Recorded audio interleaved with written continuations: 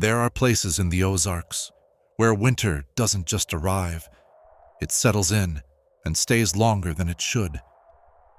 The roads go quiet, the fields stop moving, and sometimes something changes.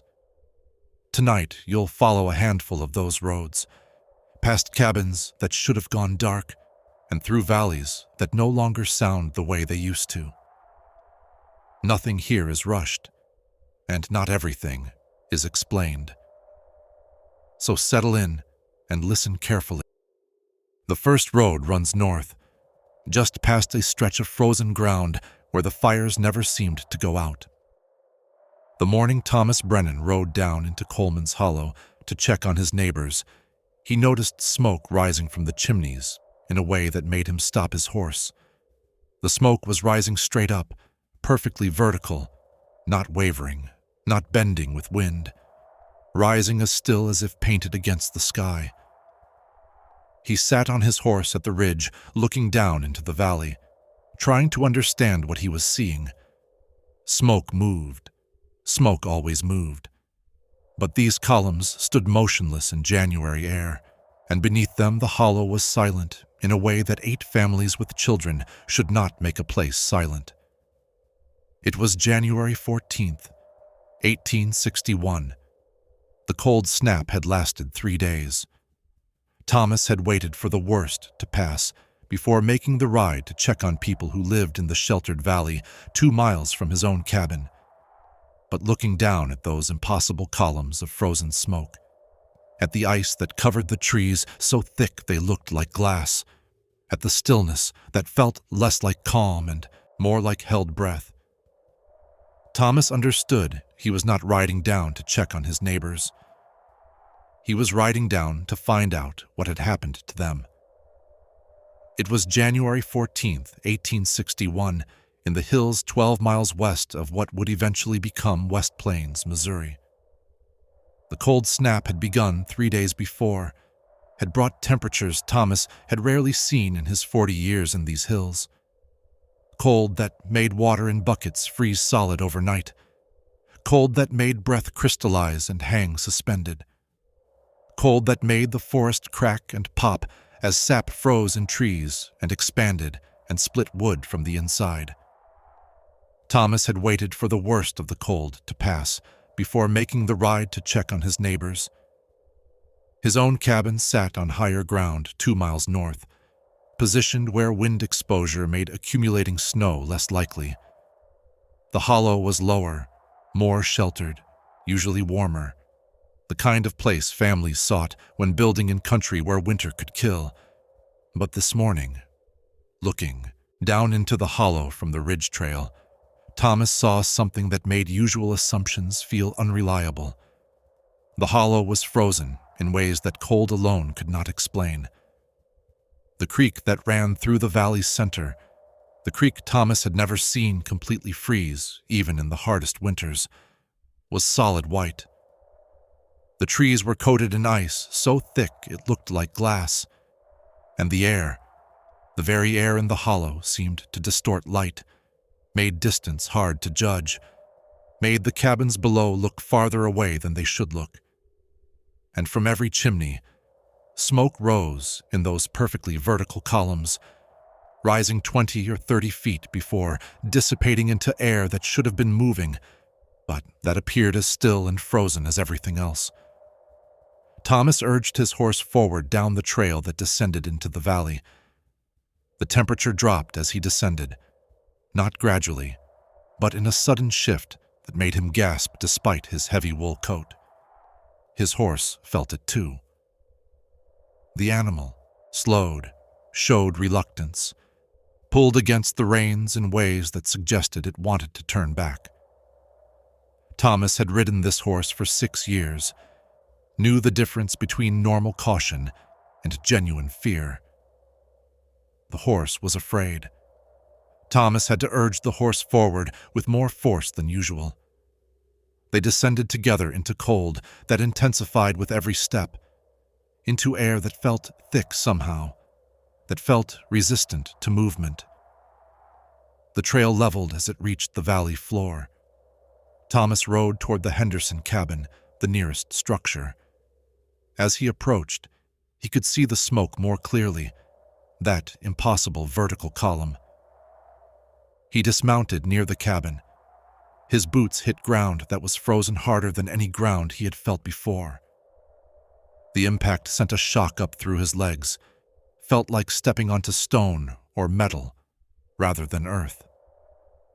He walked to the cabin door, each step creating sounds that seemed too loud in the silence. He called out, "Robert! Sarah! It's Thomas Brennan!" The sound fell dead in the cold air, seemed to be absorbed rather than carrying. No answer came from the cabin. Thomas tried the door latch.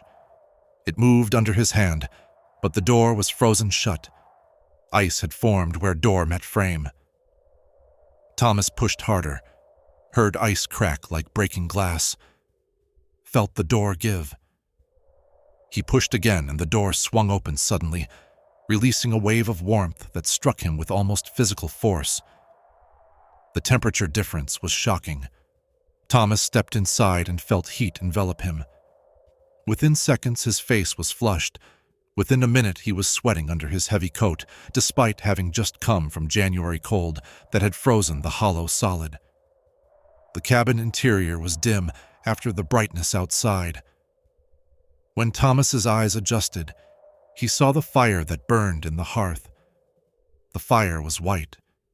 Not red or orange, white at its core, with flames that reached up into the chimney with intensity that seemed impossible. Thomas approached the hearth carefully, feeling heat increase with each step. By the time he was 10 feet from the fire, the heat was almost unbearable. He looked at the wood stack beside the hearth, counted the pieces. 12 logs of various sizes. The stack looked untouched, looked as if no wood had been taken from it despite the fire that blazed. Thomas watched the fire consume the wood that was burning. He could see it charring, breaking down. Then he counted the stack again. 12 pieces, the same number. The wood was being replaced as it was consumed. Or the fire was feeding on something other than wood. Thomas forced himself to search the rest of the cabin. The main room held the usual furniture, but the Henderson family, Robert and Sarah, and their 3 children, were not present. In the sleeping area, both beds were made with precision. Clothes hung on pegs, winter coats, the kind needed for January travel. If the family had left, they had left without proper clothing. The heat was becoming oppressive. Thomas went outside, gasping as the cold struck him. He walked to the Morrison cabin, found the same pattern. Frozen door, blazing interior, white fire, family absent. Then the Thompson cabin. Same thing. By early afternoon, Thomas had checked all 8 cabins in the hollow. Everyone showed the identical pattern. Heat inside that shouldn't exist. Cold outside that was too extreme. Fires that burned without consuming their fuel. Families gone without their winter clothes. And something else Thomas noticed on that first visit. Something he wouldn't mention to anyone until later. The frost patterns on the windows. Most of the patterns were normal, the kind of crystalline formations that frost created on cold glass. But in 2 of the cabins, the patterns looked almost deliberate. In the Price cabin, the frost on the north window had formed in a pattern that, if Thomas looked at it from a certain angle, resembled a face. Not clearly, not obviously, but enough that he found himself staring at it, trying to decide if he was seeing something real or if his mind was creating meaning from random patterns. In the Weston cabin, the frost on the window beside the door had formed what looked like writing. Not English, not any language Thomas recognized. But the marks had a regularity that random frost shouldn't have, had a structure that suggested intention rather than accident. Thomas didn't touch the windows, didn't try to wipe away the frost to see if the patterns would reform. He just looked, felt unease settle deeper, and moved on. The sun was approaching its noon position when Thomas accepted that he needed others to witness this. He mounted his horse and rode out of the valley. The temperature rose as he climbed, the extreme cold giving way to normal January cold. The ride to Samuel Potter's farm took an hour. Potter was outside splitting wood when Thomas arrived. "What's wrong?" Potter asked, seeing Thomas's expression. Thomas explained what he had found. Potter listened without interrupting. "You're certain the fires are still burning? 3 days after everyone should have run out of wood." "The wood isn't running out. That's the problem. The stacks aren't getting smaller." Potter was quiet for a moment. "I'll come, and I'll bring others. We need multiple witnesses for something like this." Over the rest of that day, Potter spread word to nearby farms. By the following morning, 6 men had gathered at Thomas's cabin. Potter himself, William Crawford, and his son James Morrison, no relation to the Morrisons in the Hollow. Robert Price, no relation to the Prices in the Hollow, and Henry Foster. They rode together toward the Hollow. As they descended the trail, all of them felt that sharp temperature drop. "Sweet Jesus," Crawford said, quietly. "That's not natural cold." They reached the valley floor. Smoke rose from every chimney in those perfect vertical columns. Thomas led them to the Henderson cabin. The men took turns entering, each experiencing the blazing heat, the impossible fire. When they regrouped outside, the reactions varied. Potter spoke first.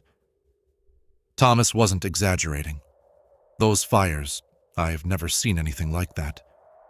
Crawford's son James was pale.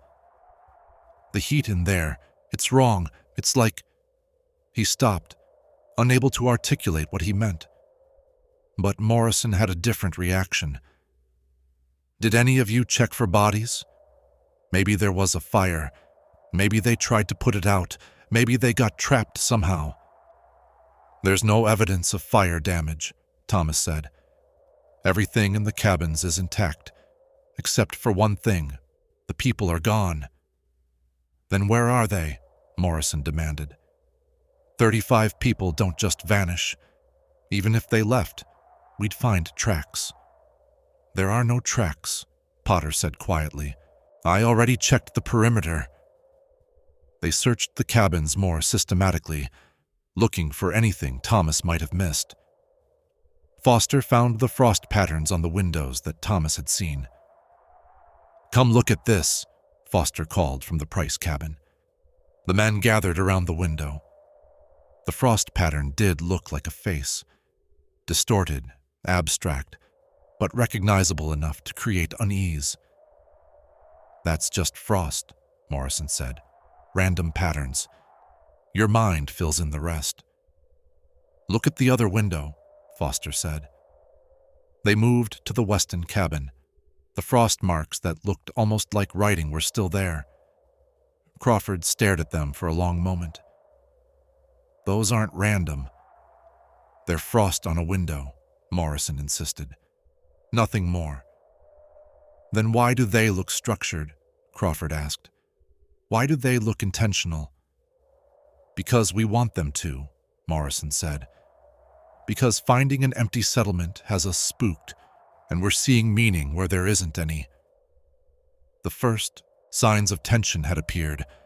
Morrison resistant to accepting wrongness, the others increasingly convinced something unnatural was happening. They decided to search the surrounding forest. They organized into pairs, covering ground until dark. They found nothing. No human tracks, no evidence of passage. When they regrouped, Foster voiced what several were thinking. "We need to decide about these fires. Leaving them burning in empty cabins, that's dangerous." "Dangerous how?" Potter asked. "The fires aren't spreading. The cabins aren't burning down." "Yet," Foster said. "But fires left unattended. Those aren't normal fires. Thomas interrupted. "The wood isn't being consumed, or it's being replaced. Either way, those fires are being sustained by something we don't understand." Morrison spoke up. "Maybe we're overthinking this. Maybe the family's left. Maybe they're staying with relatives until the cold passes. And maybe they just stocked extra wood before leaving." "Without their coats?" Crawford asked. "In January?" "Maybe they had extras. Maybe." "There are no tracks," Thomas said firmly. "None. 35 people, multiple animals, all leaving this hollow in the middle of winter, and not one footprint in the snow?" Morrison had no answer to that. The discussion continued as darkness approached. Some wanted to put out the fires, to eliminate what felt like an ongoing threat. Others felt that interfering with the fires might make things worse. Thomas sided with caution. "Whatever is sustaining those fires, whatever is keeping this hollow frozen, I don't think we should touch it." Potter made the decision. "We test one fire. We try to bank it normally. If it responds normally, we'll do the others. If something happens that we don't understand, we leave everything alone." Thomas and Potter would attempt it together. They entered the Henderson cabin carrying tools: a poker for spreading logs, a shovel for ash, buckets for water if needed. The heat struck them immediately, made breathing difficult. Potter approached the hearth. He reached for the poker that stood beside the fireplace. When his hand touched the metal, he jerked back with a sharp intake of breath. "It's cold," Potter said. "Ice cold. Right next to a fire that's hot enough to make us sweat." Thomas touched it himself. The metal was genuinely cold, was below freezing despite being inches from extreme heat. This violation of basic physics, heat should transfer to nearby objects, metal especially should conduct warmth, made both men step back. "We're not touching these fires," Thomas said. They left and told the others what they'd found. The men stood in the frozen hollow, discussing options. Morrison still wanted a rational explanation. Crawford was becoming convinced they were dealing with something beyond natural understanding. Foster suggested they contact religious authorities. Price thought they should report to county officials. As they debated, night fell. The temperature in the hollow dropped even further, and something happened that made all discussion stop. From inside one of the cabins, the Thompson cabin, came a sound. Not loud, not clearly identifiable, but definite. A creak like wood settling, or like a footstep on a wooden floor. The men turned, toward the cabin, all of them hearing it. "Someone's in there," Morrison whispered. They approached the Thompson cabin slowly, Thomas in front and the others following. Thomas pushed the door open. The interior was as it had been, blazing fire, empty rooms, made beds.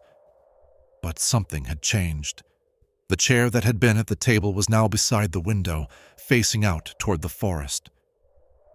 "Did anyone move that chair?" Thomas asked quietly. No one had. They'd searched this cabin hours before.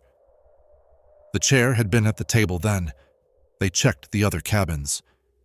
In the Morrison cabin, the curtain to the sleeping area was tied open. Thomas distinctly remembered it being closed. Small changes. Deliberate changes. "We're leaving," Crawford said, his voice tight. "We're leaving now, and we're coming back in daylight with more men, and we're—" He stopped, not knowing how to finish. They rode out of the hollow quickly, none of them speaking until they were well clear of the valley. Over the following week, more men joined the search for the missing families. The searches became more systematic, covering greater distances. They found nothing. Thomas visited on January 20th. The ice formations had grown more elaborate. What had been simple coating was now complex crystalline structures. Crawford returned on January 23rd. The fires seemed brighter. On February 2nd, Thomas noticed something that made him stop in the center of the hollow and stare. The smoke was casting shadows. Smoke doesn't cast shadows. Smoke is vapor. It diffuses light, it creates haze, but it doesn't cast defined shadows the way solid objects do. But the smoke rising from the Henderson cabin chimney was casting a shadow, a dark line extending across the snow, pointing toward the cabin door. Thomas followed the shadow line to where it indicated. He didn't enter. Something about the way the shadow pointed felt like warning rather than invitation. On February 8th, Foster reported hearing something from inside the ice that covered the creek. Not voices, not movement, but something that suggested the ice was not as solid and dead as it appeared. By mid-February, the organized searches had ended, but Thomas continued visiting, continued documenting wrongness that evolved. On March 1st, he found footprints, not leading into the hollow or out of it, just a single set of tracks that appeared in the center of the settlement, circled the Morrison cabin twice, and ended. Ended not at a door or at the edge of the clearing, but in the middle of open ground, as if whoever had made them had simply ceased to exist mid-stride. Thomas followed them carefully. They circled the cabin, once, twice, with normal spacing, and then they stopped. The final print was as clear as the first, showed full weight, showed nothing to suggest the person had jumped or done anything except take one more step that somehow didn't leave a mark. This discovery created fear that was different from the fear the fires and ice had created. Footprints that went nowhere suggested something active, something present. Thomas stood looking at that final print for a long time and found himself remembering something he hadn't let himself think about since finding the hollow empty. The last time he'd been here, 3 weeks before the cold snap, little Emma Henderson had been outside playing in the snow. She'd been 9 years old, had called to Thomas when she saw him riding up, had run over to show him the snow fort she and her sister were building. "Mr. Brennan, look, it's tall as me now." The fort had been impressive for a 9-year-old's work. Thomas had told her so, had watched her face light up with pride. "We're going to make it even bigger," Emma had said. "By spring, it'll be a castle." By spring. Thomas looked at the footprints that ended in mid-stride, looked at the Henderson cabin where that white fire still burned, and for the first time since finding the hollow, empty, he felt something break loose in his chest. Not tears. He was too cold for tears, too numb. But grief, sharp and sudden, for Emma Henderson, who'd wanted to build a snow castle by spring, for all 35 people who'd been here and weren't here, and who he'd somehow failed to protect, even though he didn't know how he could have protected them from whatever this was. He turned away from the footprints, didn't tell anyone about them at first. But when Potter visited 3 days later and found his own set of tracks, different from Thomas's, appearing in a different part of the hollow, also ending abruptly, they compared observations and knew they were both seeing something real. "Something is here," Potter said quietly. "Not the families. Something else." Thomas had been thinking the same thing. Through March and into April, Thomas watched the hollow remain frozen while the surrounding country began its transition toward spring. The wrongness was no longer just persisting.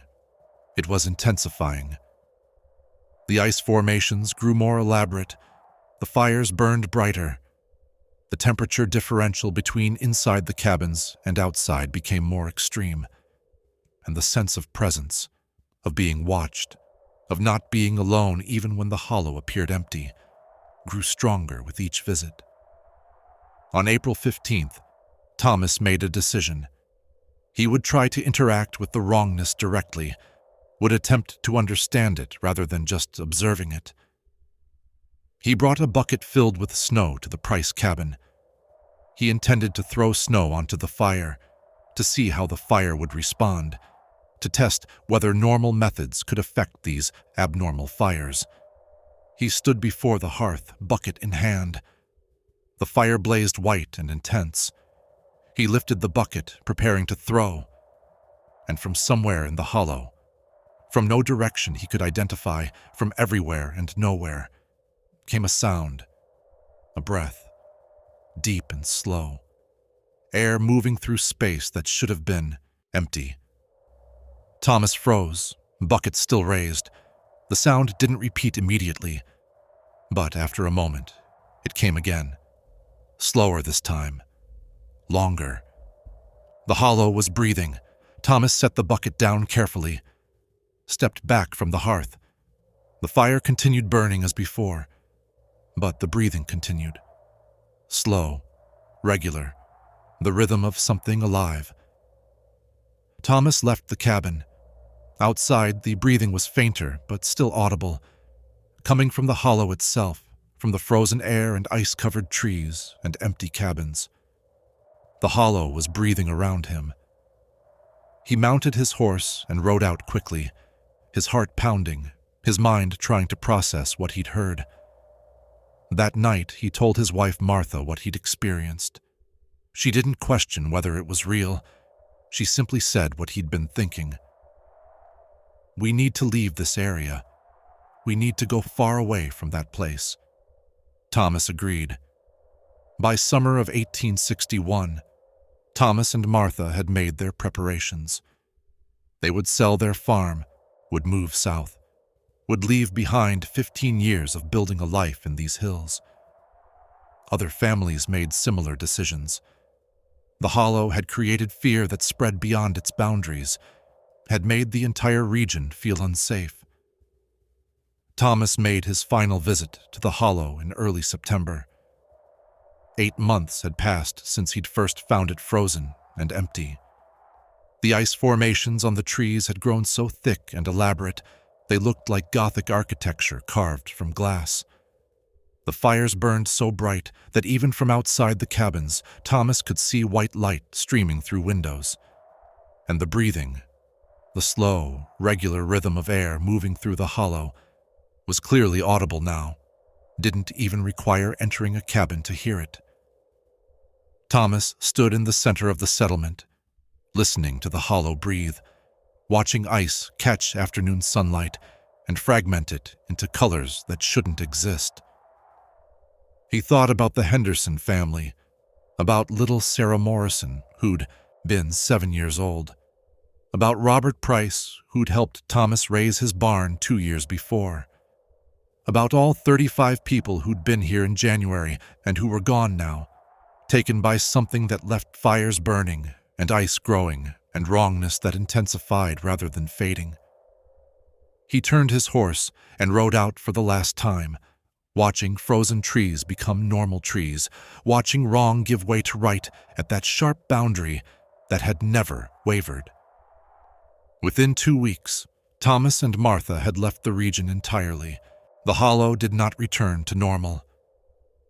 Through 1862 and 1863, occasional visitors confirmed the persistence. The ice remained through summer heat.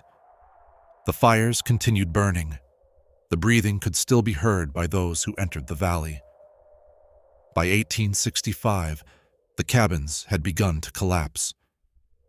The combination of ice weight and internal heat was too much for log structures to sustain indefinitely. Roofs fell, walls buckled, but the fires continued burning even after the cabins collapsed, even without structures to contain them. Travelers reported seeing flames rising from piles of fallen logs, seeing heat shimmer above ground where cabins had once stood. In 1871, a hunter named Marcus Webb passed through the area tracking deer. He made the mistake of entering the hollow at dusk. His account, recorded in a letter to his brother, described seeing lights moving between the collapsed cabins. Not firelight, but something else. Something that moved with purpose and intelligence. I watched them for perhaps 20 minutes, Webb wrote. They moved in patterns that suggested searching, as if looking for something lost. When one of the lights approached to within perhaps 30 yards of where I stood, I saw that it cast no shadow on the snow, despite being bright enough to illuminate the surrounding ice. I did not wait to see more. In 1889, a railroad survey crew passed within a mile of the hollow while mapping potential routes through the region. The crew chief, Daniel Morrison, no relation to the Morrisons who'd lived in the hollow, noted in his official report, "Area designated as Section 14 shows unusual atmospheric conditions. Temperature gradient suggests localized cold pocket of unknown origin. Recommend avoiding this section for track placement." The railroad route was adjusted to pass 3 miles south of the hollow. In 1903, a botanist from St. Louis traveled to the area specifically to study the hollow after hearing reports of year-round ice in the Missouri hills. His findings, published in an obscure scientific journal, documented ice formations of unprecedented complexity and unknown formation mechanism. But he also documented something else. The ice demonstrates growth patterns inconsistent with normal crystallization. Formations observed in September 1903 showed significant elaboration compared to photographs taken of the same location in 1898. The ice is not merely persisting, it is expanding. By 1920, the ice had spread beyond the original hollow boundaries. Trees 100 yards outside the settlement showed ice coating. The frozen zone was growing. By 1950, local families who'd lived in the area for generations knew to check the ice line each year. Most years it stayed where it was. Some years it advanced, slowly but definitely, claiming a few more yards of forest. Thomas Brennan died in 1881, 20 years after leaving the hollow. His wife Martha outlived him by 3 years. Neither ever returned to Missouri's hills to see whether the wrongness had ended. But it hadn't ended. Hasn't ended. Coleman's Hollow is still there, still frozen, still burning. The fires still rise from ground where cabins once stood. The ice still grows in patterns that shouldn't exist. The breathing can still be heard by those who enter the valley, though fewer people enter now, though local knowledge warns against it. The families who lived there, Robert and Sarah Henderson and their 3 children, Daniel and Catherine Morrison and their 2 boys, all 35 people who were present on January 11th, 1861, and absent by January 14th, were never found. No bodies, no evidence of departure, no explanation, just empty cabins that burned without consuming fuel, and ice that grew without melting, and wrongness that persisted decade after decade after decade. The Mao Hollow froze over in January 1861. The fires never went out, and the breathing, that slow, regular rhythm that Thomas heard on his final visit, can still be heard by those few who enter the valley, though local families warn against it, though the knowledge of what happened there has passed from history into legend, and from legend into the kind of story people tell to explain why certain valleys should be avoided. Some stories persist because they're entertaining. Others persist because they're true, and a few persist because they're still happening. If you're drawn to the edges of maps, to the places where surveyor reports contain warnings, to the valleys where local families know not to let children wander, consider subscribing. There are more hollows, more places where the rules bent and never bent back, more stories of wrongness that started in a specific year and never stopped. Further on, The road narrows, and the cold doesn't lift. It lingers, long past when it should. The morning Jacob Hartley rode into Miller's Hollow to trade for seed, he noticed the trees along the creek looked different than they should have looked in late May. He stopped his horse at the edge of the settlement, trying to understand what was wrong. It was May 28th, 1840, in the Ozark hills of what would eventually become southern Missouri. Jacob sat on his horse, looking at oak trees that should have been fully leafed by this point in the season, but that stood bare against the morning sky, not budding, not showing new growth, just bare branches like they had stood in March. The ride from Jacob's farm had taken most of the morning, covering 10 miles of rough trail through forest that was thick with late spring growth. The dogwoods had finished blooming weeks ago. The redbuds were long past their early April color. The oaks and hickories had leafed out fully by mid-May, creating the dense green canopy that made summer travel through these hills feel like moving through tunnels of living shade. Jacob had ridden through all of that normal late May abundance. But somewhere in the last mile of approach to Miller's Hollow, the forest had changed. The transition had not been gradual. There had been a point where the forest had shifted from full spring growth to bare winter branches. He dismounted and walked forward slowly, leading his horse. The bark appeared normal, showed no signs of disease or fire damage. The branches were intact, but the buds were either absent entirely or still sealed tight, still dormant, still waiting for spring that had apparently not arrived in this particular valley. Jacob reached up and touched a low-hanging branch. The bark felt normal, rough and textured. The wood beneath was solid, showed no signs of rot or death. This was a living tree that should be producing leaves, but was not. The settlement of Miller's Hollow consisted of perhaps a dozen cabins scattered along both sides of a creek that ran through a narrow valley. Jacob had been coming here for 3 years since the settlement had been established. He knew most of the residents by name, had traded with them regularly, had shared work during harvest seasons. The Miller family, Samuel and Margaret and their 4 children, had been among the first to settle in the hollow. Samuel had built a small mill on the creek that processed corn and wheat for families throughout the region. The mill made the hollow a center of economic activity. Jacob had last been to the hollow 3 weeks before, in early May. Everything had been normal during that visit. Samuel had been in good health, had talked about his plans for spring planting, had mentioned that he had seed wheat available if Jacob wanted to trade for it later in the month. The settlement had been thriving, children playing, animals being tended, work being done in preparation for the growing season. But now, approaching the Miller cabin on this late May morning, Jacob saw none of that activity. No smoke rose from chimneys, no sounds of voices or livestock, just silence and stillness and bare trees. Jacob reached the Miller cabin and stopped a few yards from the door. He called out, announcing his presence. "Samuel, Margaret, it's Jacob Hartley." No answer came, no door opened, no face appeared at a window. Jacob walked to the door and knocked.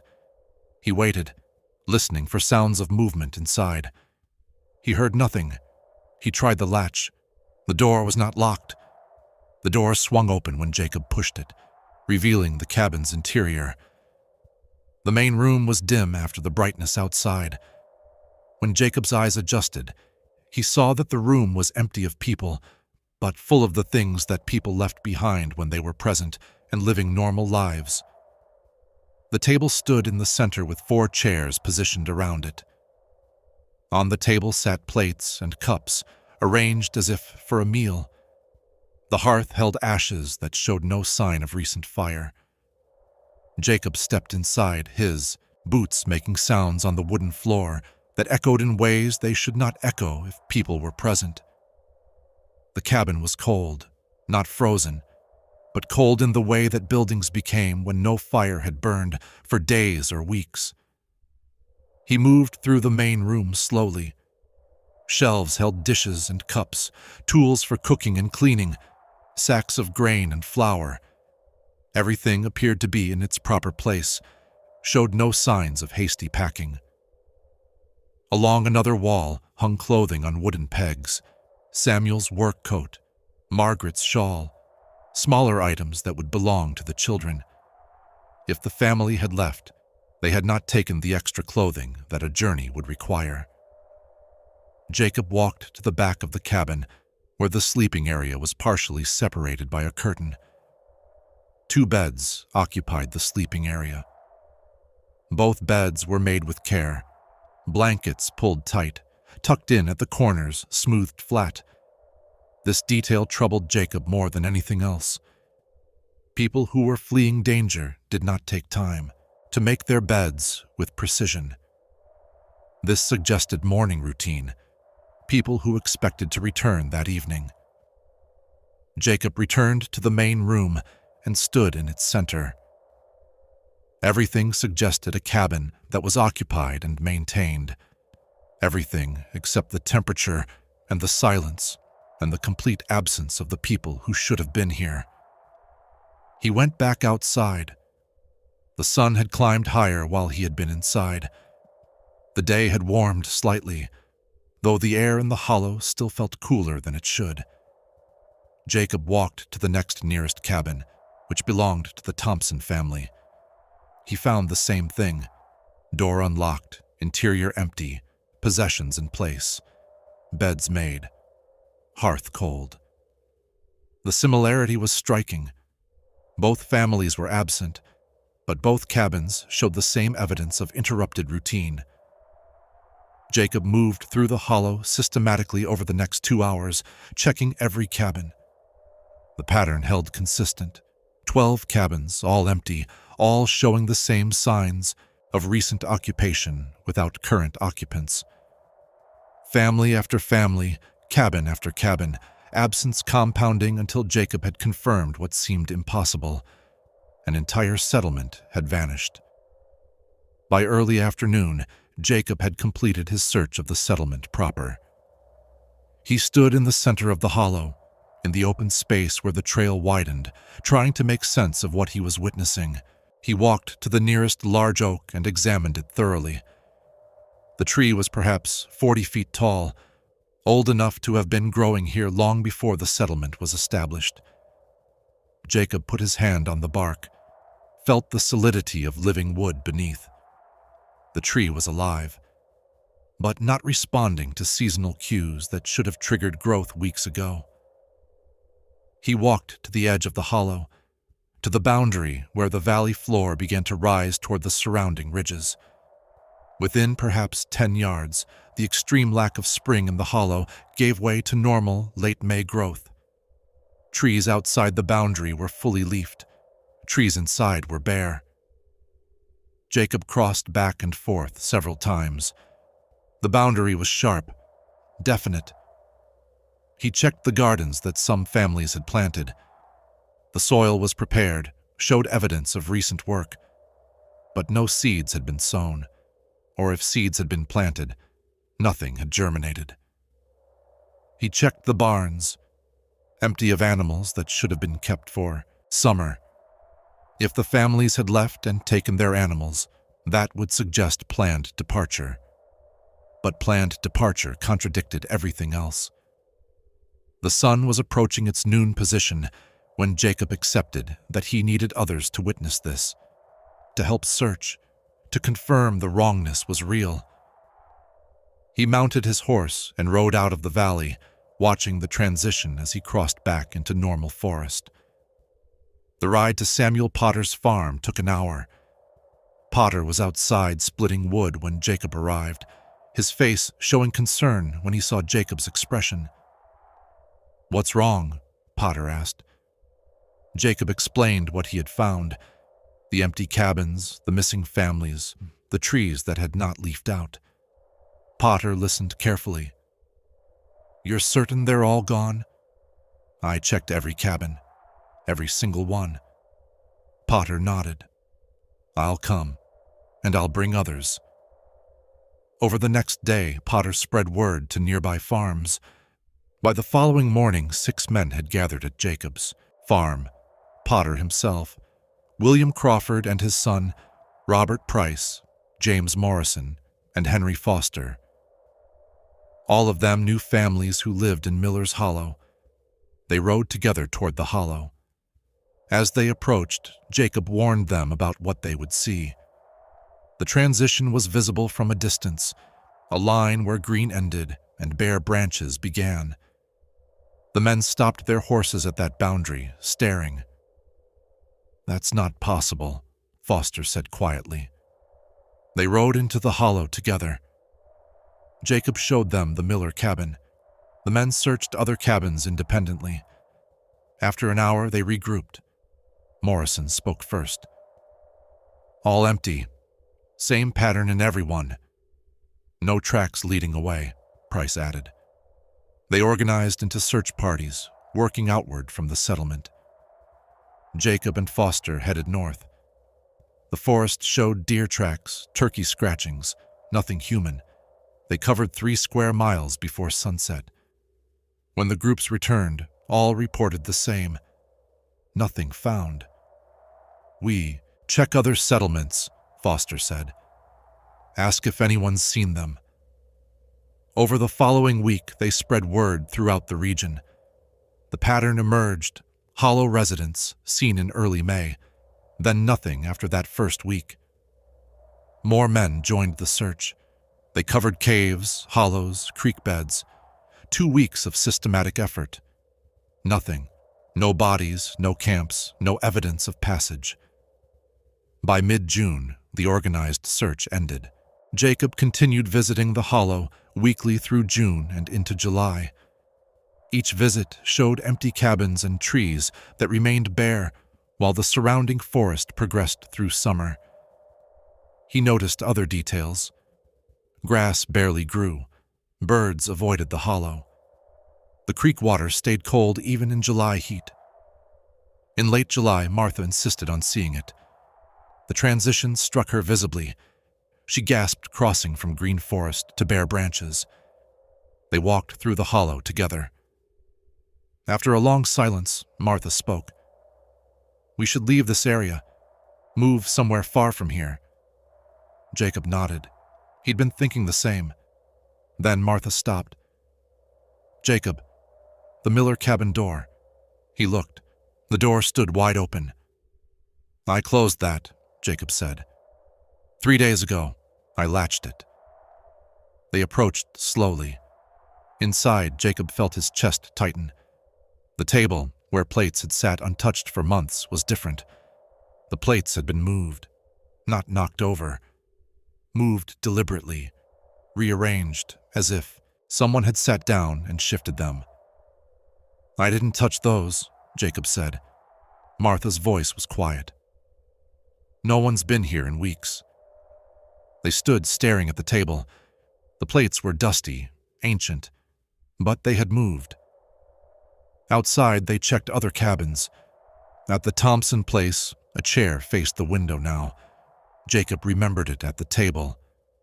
At the Price cabin, the sleeping curtain was tied open. Small changes, deliberate changes. They left quickly. Martha didn't speak on the ride home. That night, she said what Jacob had been avoiding. Whatever happened there, it's not finished happening. But it was the next visit, 2 days later, that made Jacob certain they needed to leave.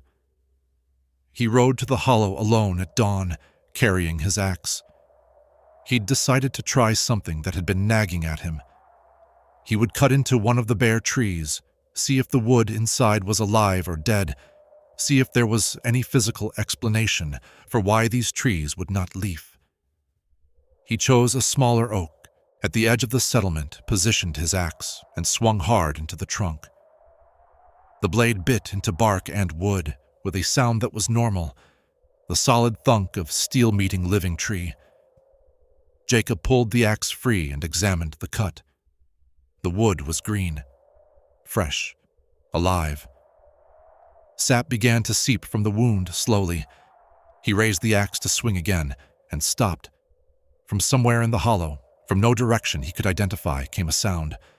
Not loud, not threatening, but distinct. A breath, or something like a breath. Air moving through space that should have been empty. Jacob stood with the axe raised, listening. The sound did not repeat, but the silence that followed felt different than the silence before. Felt occupied. He lowered the axe slowly, stepped back from the tree. The cut he had made was seeping sap that looked dark, almost black against the pale wood. He did not swing again. He returned to his horse and rode out of the hollow without looking back. The axe, still in his hand, his heart beating faster than exertion alone would explain. That night, he told Martha what he had heard. She didn't question whether it was real. She simply began packing. By September, Jacob and Martha had decided to relocate. Other families in the area made similar decisions. The hollow had created fear throughout the region. Jacob made one final visit to the hollow in late September, just before they left. The trees stood bare, while the surrounding forest showed autumn color. He stood in the center of the settlement for a long time, looking at cabins that had housed families he knew. He turned his horse and rode out of the hollow for the last time, watching as bare branches became autumn foliage, watching wrongness give way to normal. Within a week, they had left the area entirely, moved west into territory where Miller's Hollow was unknown. Jacob kept a journal during his years in Missouri. The journal was published by descendants decades after his death. The final entry, dated September 30th, 1840, was brief. Made last visit to the hollow today. Nothing has changed. Trees still bare, cabins still empty, cold still present despite season. We leave tomorrow for lands to the west. I cannot shake feeling that remaining near that place would invite whatever took its people to take us as well. May God protect those who come after, and may they have wisdom to avoid valley where spring will not come. Jacob Hartley died in 1872, having lived his last 3 decades far from Miller's Hollow. The hollow remained empty through the years that followed. Other people visited, some drawn by curiosity, some trying to claim abandoned land. Several families attempted to settle during the 1840s and 1850s. None lasted more than a few weeks. They reported that seeds would not germinate in the cold ground, that cultivation was impossible. They reported other things as well. Sounds in the night, dreams of people asking for help that could not be given, the sense of being watched. By the 1860s, the hollow was completely abandoned. The cabins collapsed. The clearings returned to forest. But the trees remained bare. Botanists who visited in later decades found stands of oak and hickory that showed no leaves regardless of season. They took samples, tested soil and water, found nothing conclusive. The trees were alive, but dormant in ways that defied explanation. Modern hikers occasionally report finding patches of forest where trees have no leaves, where temperature drops noticeably, or where the air feels wrong. Most leave quickly, but a few understand they are standing in Miller's Hollow, standing in permanent winter. In the spring of 1892, a county surveyor named William Marsh was mapping property boundaries in the region. His report, filed with the county land office, contained a troubling notation. The stand of dormant oaks, marking the former Miller settlement, has extended approximately 15 yards south-southwest from its position, as recorded in the 1851 survey. Measurements verified twice. The boundary has shifted. When questioned, Marsh insisted his measurements were precise. The line of bare trees had moved outward. His report was dismissed as surveying error, but families living nearest to the hollow know to check the tree line each spring after the thaw, when the rest of the forest leaves out. Most years, the boundary stays where it was. Some years, very few, but some, it doesn't. And on those years, they move their livestock farther back from the edge. They tell their children to avoid that section of forest. They just watch the boundary and wait to see if next spring brings another shift, another slow expansion of winter, claiming ground where summer should hold. The door to spring closed in Miller's Hollow in late spring of 1840. It has never opened again. And some say, though only in whispers, and only to those who've seen the bare trees themselves, that winter is patient. Winter can wait, and winter, given enough time, will expand. By the third road, the valley has already gone quiet, and the creek, it isn't moving anymore. The wind began just after dusk. This was not unusual. The valley had its own wind patterns, its own particular way of receiving the evening. The air cooling off the ridge and moving down through the timber into the lowland. The specific quality of a hill country dusk in September. The smell of cooling stone and late leaves, and the last warmth leaving the ground. The people who had lived in the valley for 4 years knew this wind. They had woken to the mornings that followed it, and worked through the days that led to it, and sat on their porches in the early dark, and felt it come down off the ridge the way it always came, unhurried, present, belonging to the place. The wind began just after dusk on the 14th of September, 1854, and with it, a sound no one in the valley had heard before. Not loud.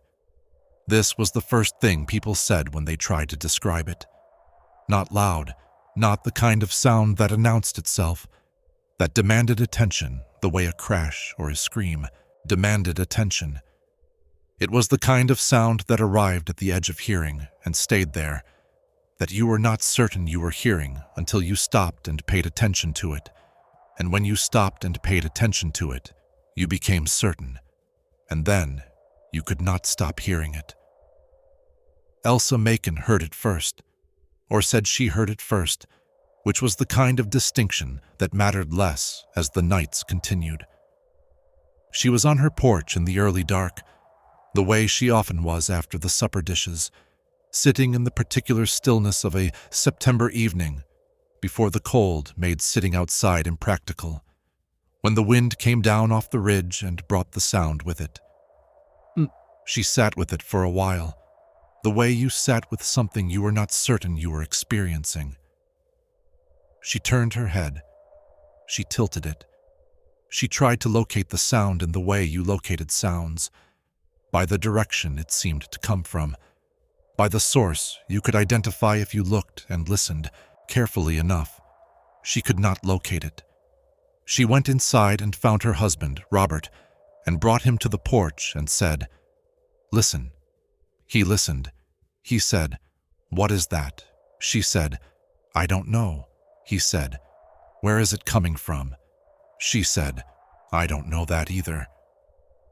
They stood on the porch and listened to the sound in the dusk, and could not say what it was or where it was, only that it was there, carried on the wind that came down off the ridge, present in the air of the valley in a way that nothing had been present in the air of the valley before. Robert Macon went inside and got his coat and walked to the Pruitt property 300 yards east, and knocked on the door and asked whether anyone there had heard anything unusual. Caleb Pruitt came out to his porch and listened. He said after a moment, "Yes," he said. "What is that?" Robert said, "I was hoping you could tell me." The valley settlement in September of 1854 was 4 years old and consisted of 11 families in various stages of establishing themselves on the land they had come to, with the specific purpose and difficulty of people who had chosen a hard country for reasons that made sense to them and were making those reasons good. They had come from Tennessee mostly, a few from Kentucky, drawn by the land grants and the particular quality of the Missouri Ozark Hill country that attracted people who wanted, as one of them had written to a brother back east, room to think.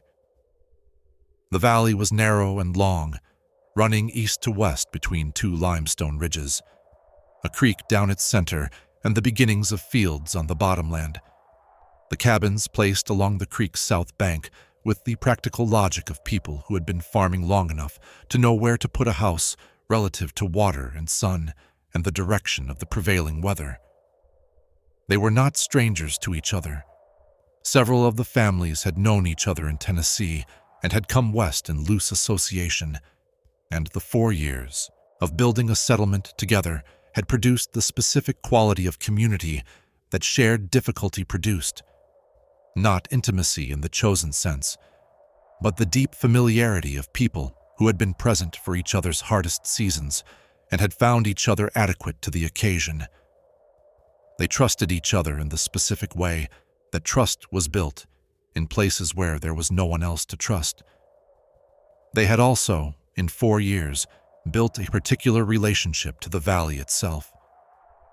This was harder to describe than the relationship between neighbors, but it was real, and several of them, Robert Macon in his account, George Pruitt in the single letter that survived, a woman named Clara Hale in the journal she kept in the mid-1850s, tried to describe it at various points in the years that followed. It was the relationship of people who had arrived somewhere and had stayed long enough to stop being newcomers without yet having the history in a place that made them truly belong to it. They were in the interval.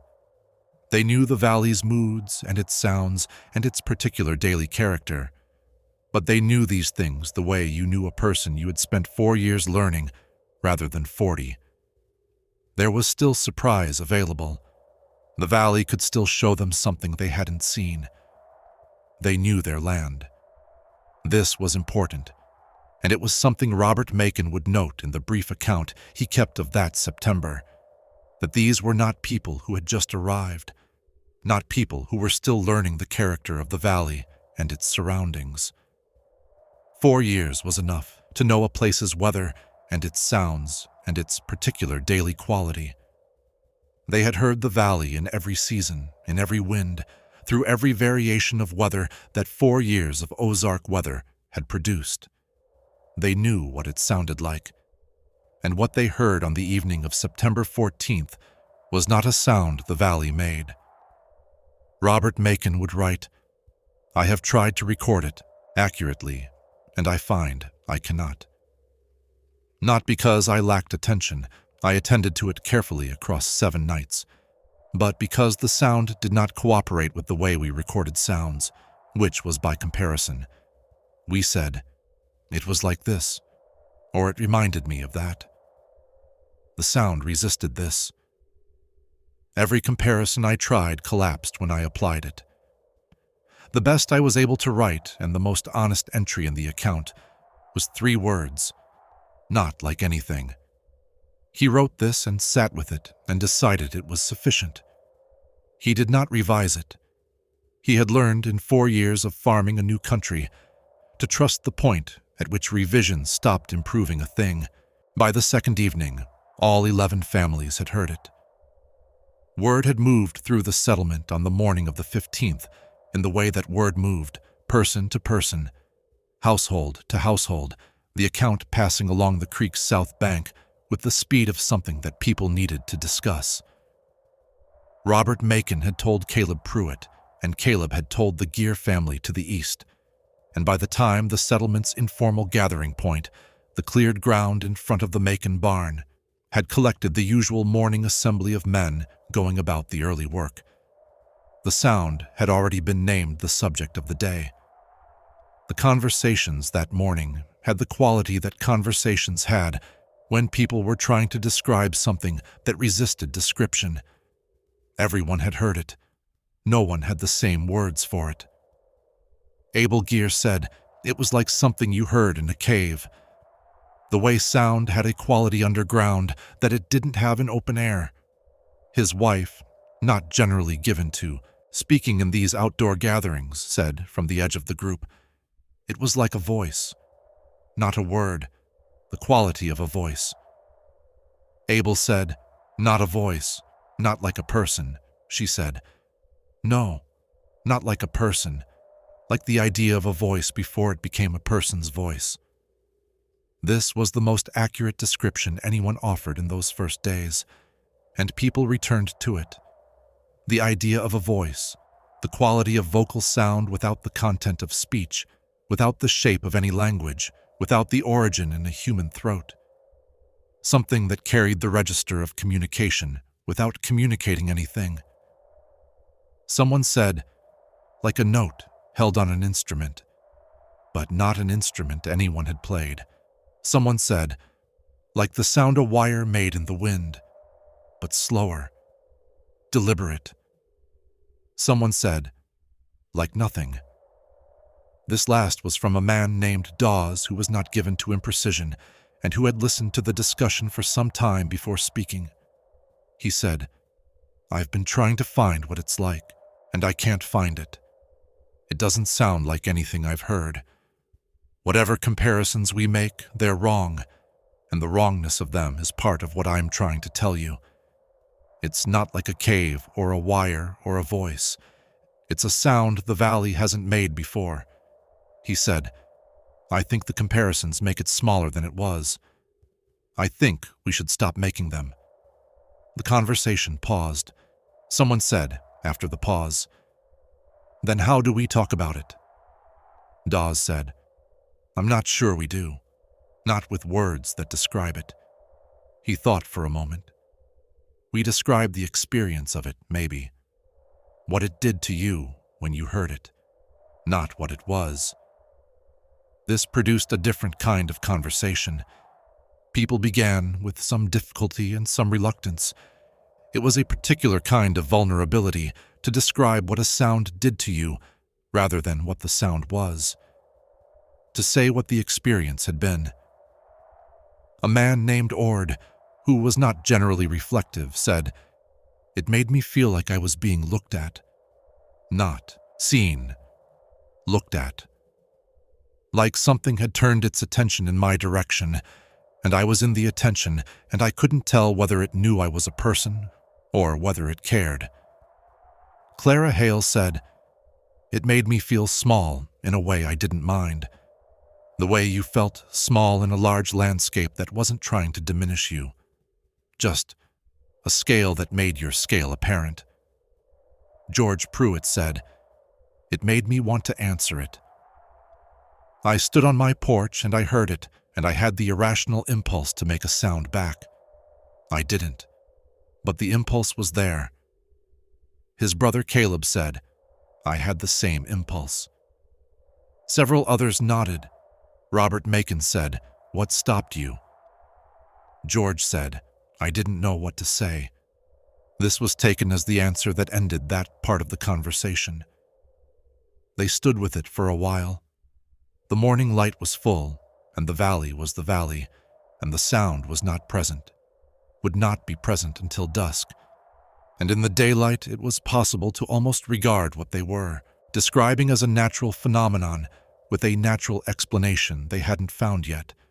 And this possibility was available to them, and several of them held it because it was easier than the alternative. Then it was not. Then it continued, because people needed to talk about it, and continued in the way it had been going, and Dawes was right and everyone knew he was right, and they kept comparing it anyway, because there was no other way to hold it. On the second evening, people gathered on porches and in yards to listen together. This was not organized. No one called a meeting. No one sent word that the settlement would assemble. It happened the way things happened in communities that had been living in close proximity for 4 years. The awareness that others were doing what you were doing, the natural movement toward company in the face of something unsettling, the specific value of being in the presence of other people who were experiencing what you were experiencing, even if, especially if, none of you could explain it. By the time the wind came down off the ridge in the early dark, most of the settlement was outside.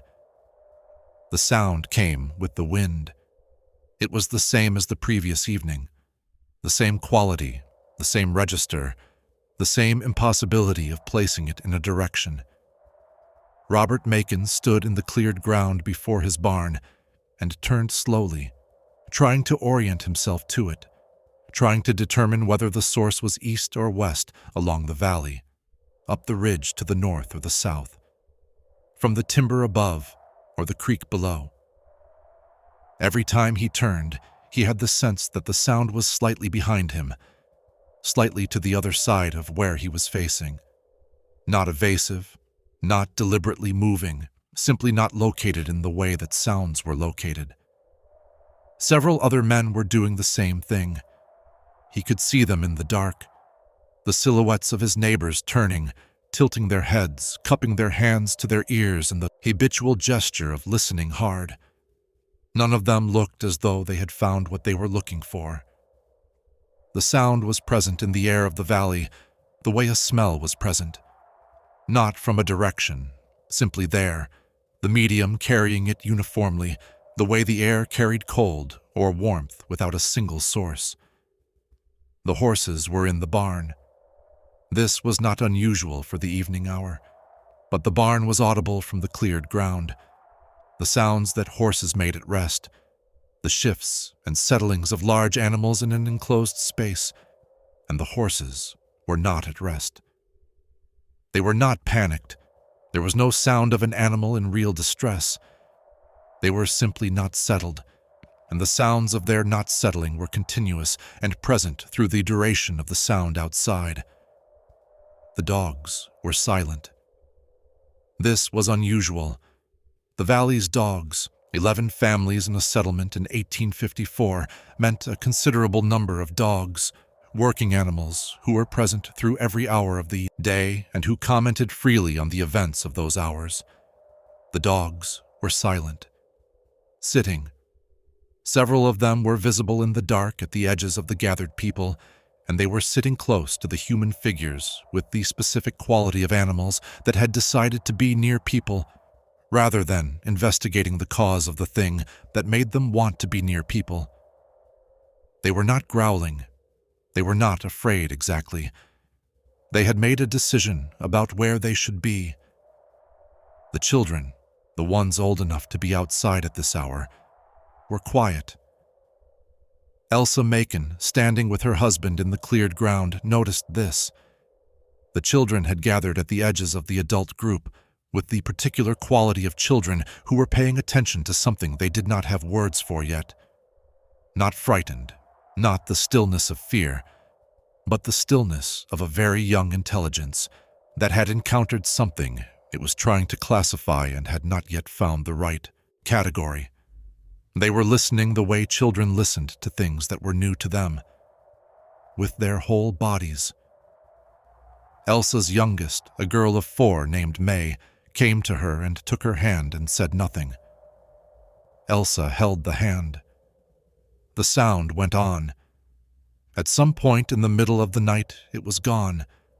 Not ended, not the way a sound ended, with a falling off or a fading. Gone in the way that the awareness of a smell was gone, the medium no longer carrying it, the air simply air again. The valley's ordinary night sounds restored without announcement. The settlement stood in the dark for a while after it was gone, as though waiting for confirmation that it had gone. Then people went inside. Nobody slept particularly well. On the 3rd evening, it came again. On the 4th. By the 3rd night, the gathering had become a kind of practice. People came out at dusk before the wind arrived, stood in the cleared ground or on their own porches in positions they had occupied the previous night, arranged themselves the way people arranged themselves for something that had acquired the quality of ritual without anyone deciding it should. The children came with the adults now, rather than being put to bed first.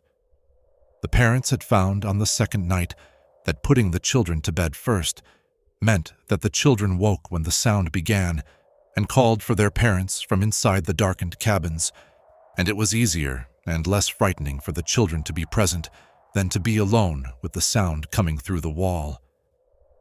This had an effect on the gathering that no one had anticipated. The children, once included, changed the quality of the adult attention. You heard it differently when your children were standing beside you, hearing it also. There was a specific gravity to the experience of hearing something you could not explain while your child held your hand and listened without asking what it was. Not because the child was too young to ask, but because the child understood, in the way children sometimes understood things, that the question did not have an answer available, and that asking it would not help. Elsa Macon wrote in her own brief account, separate from Robert's, shorter and in some ways more direct, that the sound was worst for her, if worst was the right word, on the third and fourth nights when she had May beside her. Not because she was frightened for May, because May was listening so intently, with the whole body attention of a 4-year-old encountering something that fell outside every category her small and newly assembled understanding of the world had provided.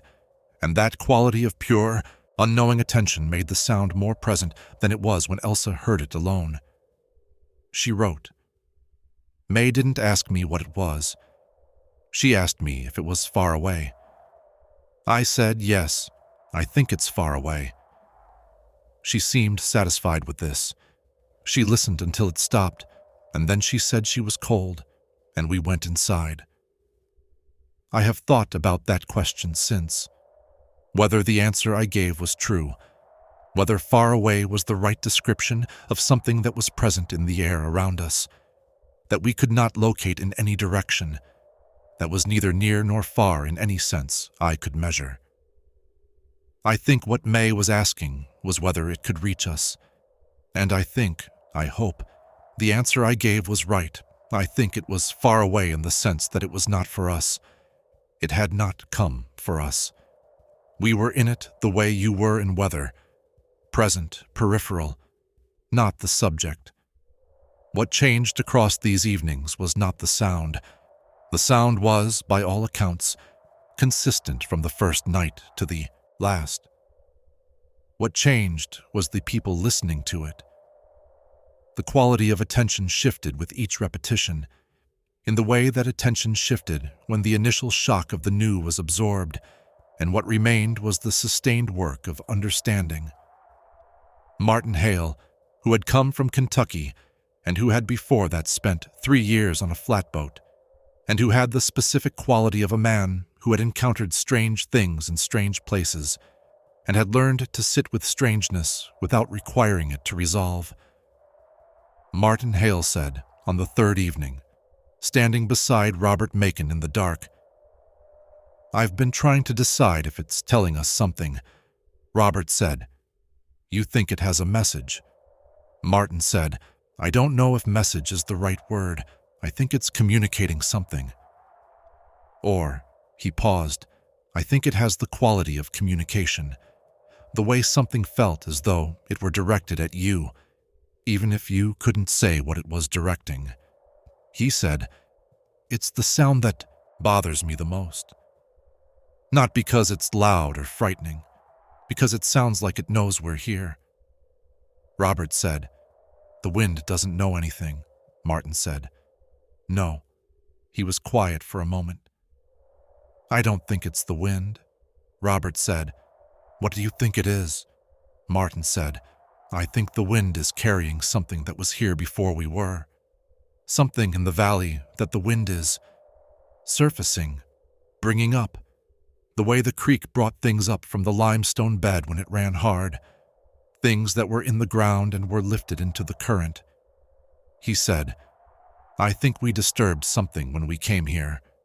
Not harmed it, just announced ourselves, and this is what announcement sounds like from the other direction.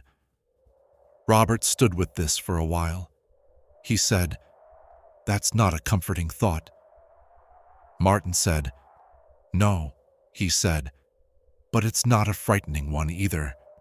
It's a thought about being new somewhere, about being heard by a place that's been listening for a long time." He said, "I've been on a lot of new ground.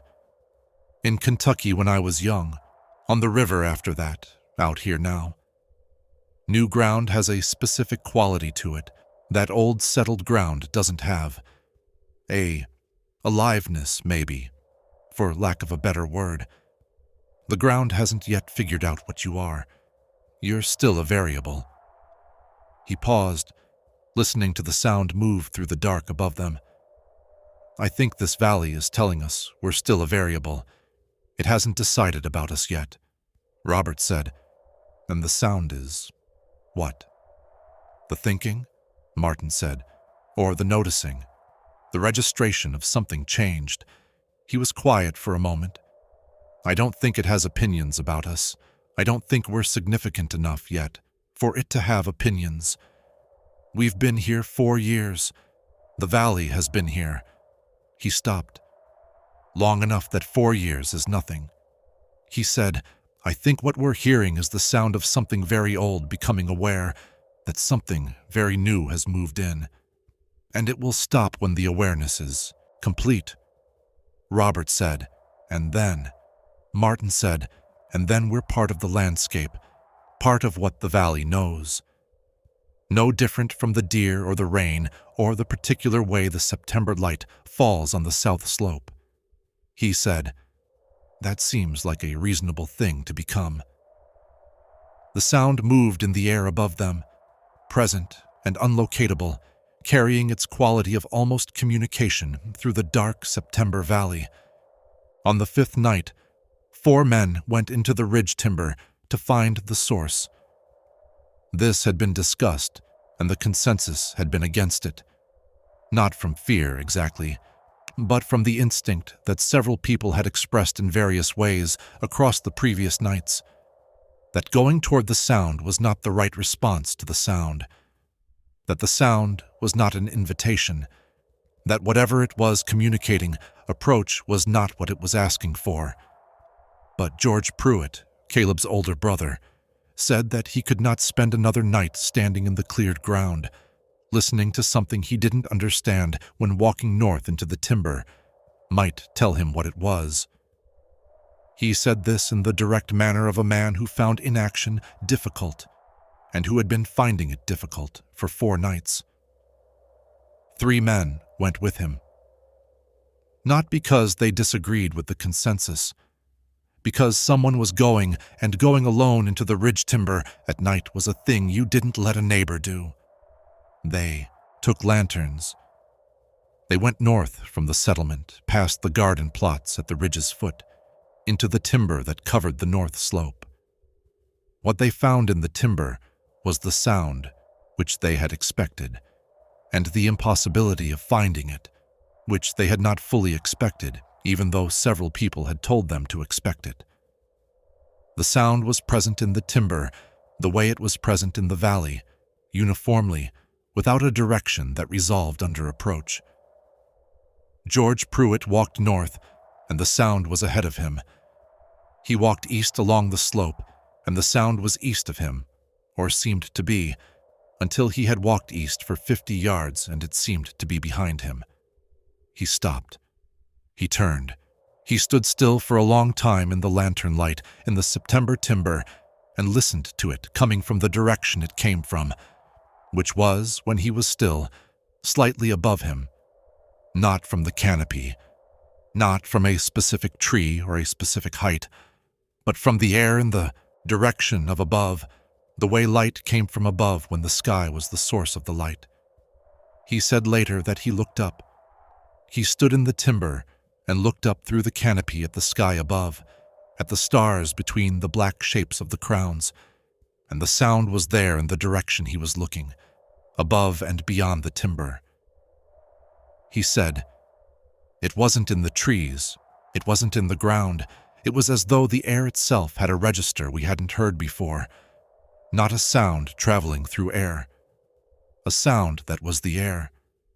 A frequency the air had taken on, or had always had, and we were only now in a position to hear it. He was not a man given to this kind of language. He said afterward that he had not known those were the words he had for it until he had stood in the timber with a lantern and a September sky above him and the sound in the air, and the words had been the words that fit. He also said, this was in the letter, which was more private than the public account he gave, that being in the timber with the sound was different from hearing it from the settlement. Not louder, not closer. Different in the way that a thing was different when the distance from it was removed. In the settlement, across the cleared ground, with the creek and the cabins and the human habitation of 4 years between himself and the ridge, the sound had been strange, but had been strange at a remove. In the timber, with the lantern and the dark between the trees and the sky overhead, the strangeness had nothing between it and him. He wrote, I was not afraid. I want to be clear about this because I think the account can be read as a frightened man's account, and it is not. I was alert.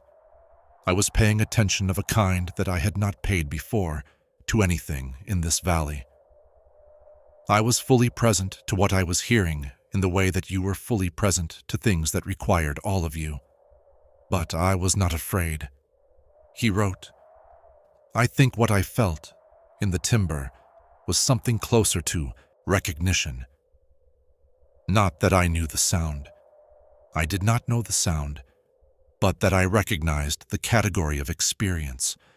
The experience of being in a place that was older than I was, older than my kind was, in any meaningful sense, and hearing the place exist in a register I didn't have access to most of the time. It felt like something that was true had become briefly audible. He wrote, I don't know if that makes sense. It made sense in the timber. The 4 men came back to the settlement at midnight, having found no source, having not been harmed, having heard the sound for 2 hours in close proximity in the dark timber. They reported what they had found and what they had not found, and the settlement received the report with the specific quality of people who had expected this result and were not sure whether they were relieved or disappointed. George Pruitt said, I don't think we're meant to find where it comes from. I think that's part of what it is. He said, I think if it had a location, it would be something else. The sound came on the 6th night and the 7th. On the 8th night, the wind came down off the ridge after dusk in the usual way, and the settlement was outside in the usual way, the accumulated habit of 7 evenings of listening, and the wind came and did not bring the sound. They waited. The wind continued. The valley was full of the sounds the valley made, the creek, the insects of late September, the horses in the barn settling normally, the dogs moving through the settlement in their ordinary patterns. All the sounds that were supposed to be there were there. The sound that had been there for 7 nights was not. People stood in the dark for a long time, listening for it. What Robert Macon wrote about the 8th night was brief. He wrote, it was gone, and we stood and waited for it, and it did not come. After perhaps an hour, people began to go inside. There was very little talking. I have tried to describe the feeling of standing in the valley that night, and the closest I can get is this. It felt like a conversation that had been finished, not interrupted or lost. Finished. The valley had said what it was saying and was done saying it, and the silence after it was the silence of completion. He wrote, I did not feel relieved. I don't think any of us felt relief, not simply. We felt the specific feeling of something ending that had been present long enough to become, in some small way, a known thing. 7 nights was not long. but 7 nights of standing in the dark, listening to the same sound, trying each night to understand it a little better than the night before. 7 nights was enough to make the absence of it feel like a loss. Not a bad loss, the kind of loss that followed something running its course. He wrote, Caleb Pruitt said, when we were the last 2 still standing in the cleared ground, that he thought it had done what it came to do. I asked what he thought that was. He said he didn't. No. He said maybe nothing we had words for. They did not hear it. It did not come the next night, nor the one after. By the end of the following week, the consensus was careful. No one wanted to say with certainty that it was over, because certainty had been costly in both directions in the previous weeks. But by the end of October, with the season turning and the sound still absent, the settlement allowed itself to accept that something had changed. The sound did not return that year. It did not return the following year, or the year after. The children who had stood in the dark, holding their parents' hands and listened to something they could not classify, grew into children who remembered it, and then into young adults who remembered it, and then into the adults who told their own children about the September, when the valley made a sound it had never made before and had not made since. The settlement grew. More families came into the valley through the late 1850s. The railroad reached the county in 1867, and the quality of the settlements. Isolation changed in the way that railroad access changed things. Gradually, in degrees, the world becoming more adjacent. The cabins were replaced by houses. The cleared ground in front of the Macon barn became the center of a proper settlement, with a name on a county map. The memory of the 7 nights changed quality as the settlement changed. In the immediate years after 1854, it was present in the community, the way vivid collective experiences were present.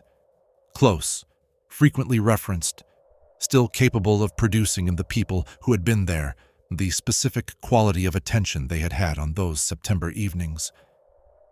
It was told to the families who arrived later with the seriousness that the 11 original families felt it deserved, and with the gradual understanding that it was difficult to convey the seriousness to people who had not been there, who had not stood in the September dark and heard something they could not put into words.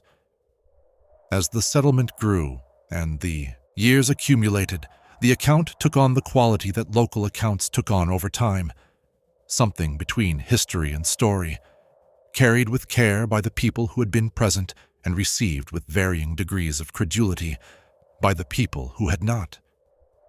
The railroad families who came in the 1860s were practical people with practical concerns, and the sound was, to most of them, something the early settlers had heard in the way that people in isolated early settlements heard things, which was to say, with ears primed by the anxiety of a new country and imaginations that had not yet been calibrated by familiarity with the place.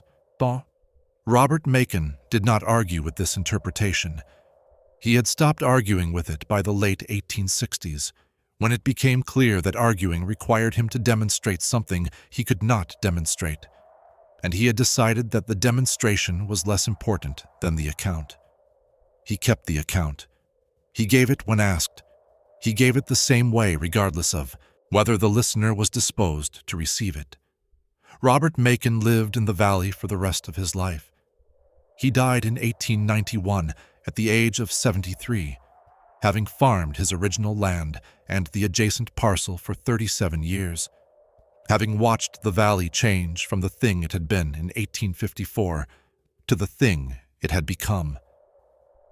He was one of the last living members of the original 11 families by the time he died, and he was known in the community as a man who could say what it had been like to be in the valley in the beginning, before the railroad, before the second and third waves of settlement, when the valley was new to the people who were new to it. He was asked more than once across those years about the sound. He gave the account the same way each time, in order specifically, without the embellishment that years of distance might have invited. the wind, the evening of the 14th, what Elsa had heard first, the 7 nights, George Pruitt and the men in the timber, the 8th night that was silent. What he added in later accounts that he had not said in earlier ones was this. He said, "I've thought about what Martin Hale said that 3rd night, about the valley hearing us, about the sound being what announcements sounded like from the other direction. I didn't know what to do with that in 1854. I was 36 years old, and I had 4 years in this valley, and I thought of myself as knowing this place. Martin's idea troubled me because it suggested I didn't know it the way I thought I did. He said, 'Now I've been here 37 years, and I think Martin was right. I think something in this valley had been present here for longer than we could know, and we came into it in 1850 with our families and our tools and our intentions, and for 4 years we went about our business. And then, one September, the wind came down off the ridge, and the valley said something.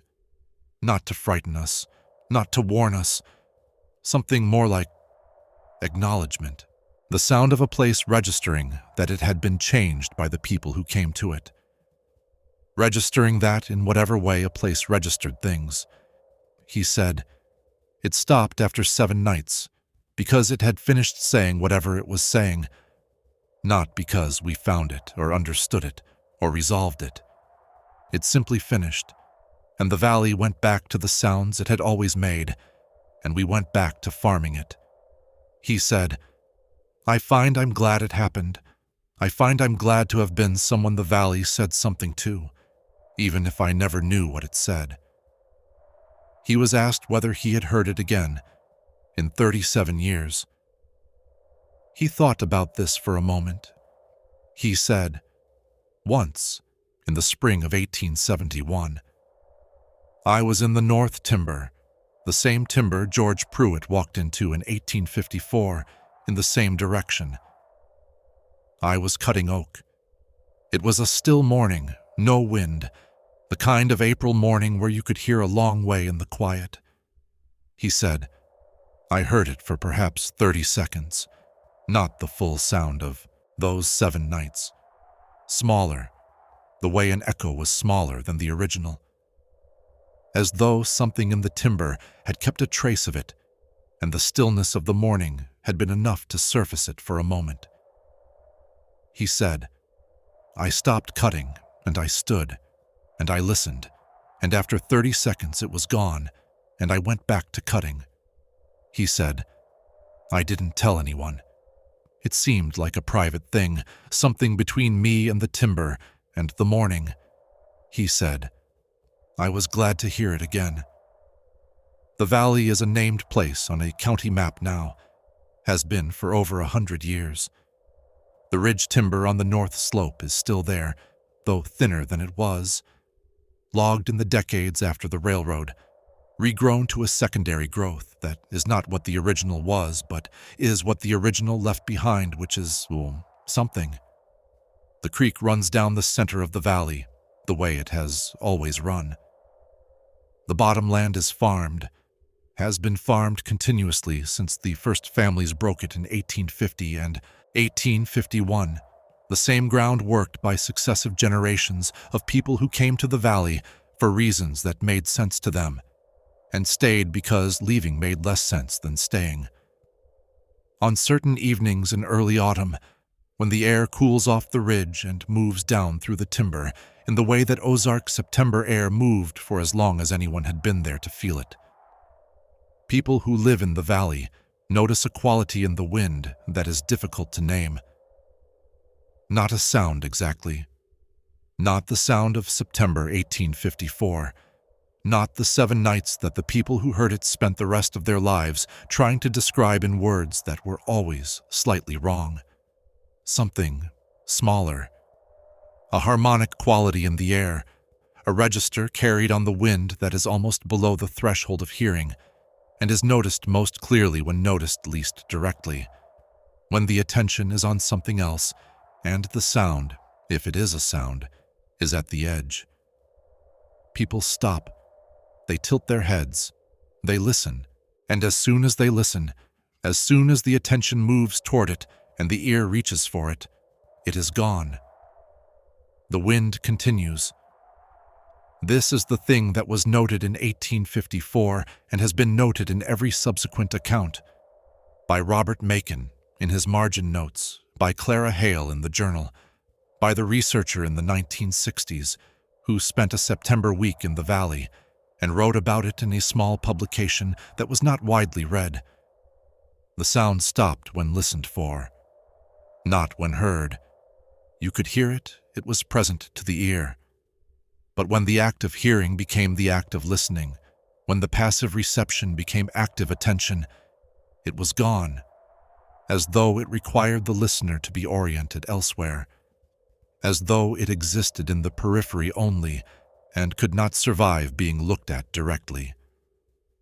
Robert Macon wrote about this quality at length in his later accounts.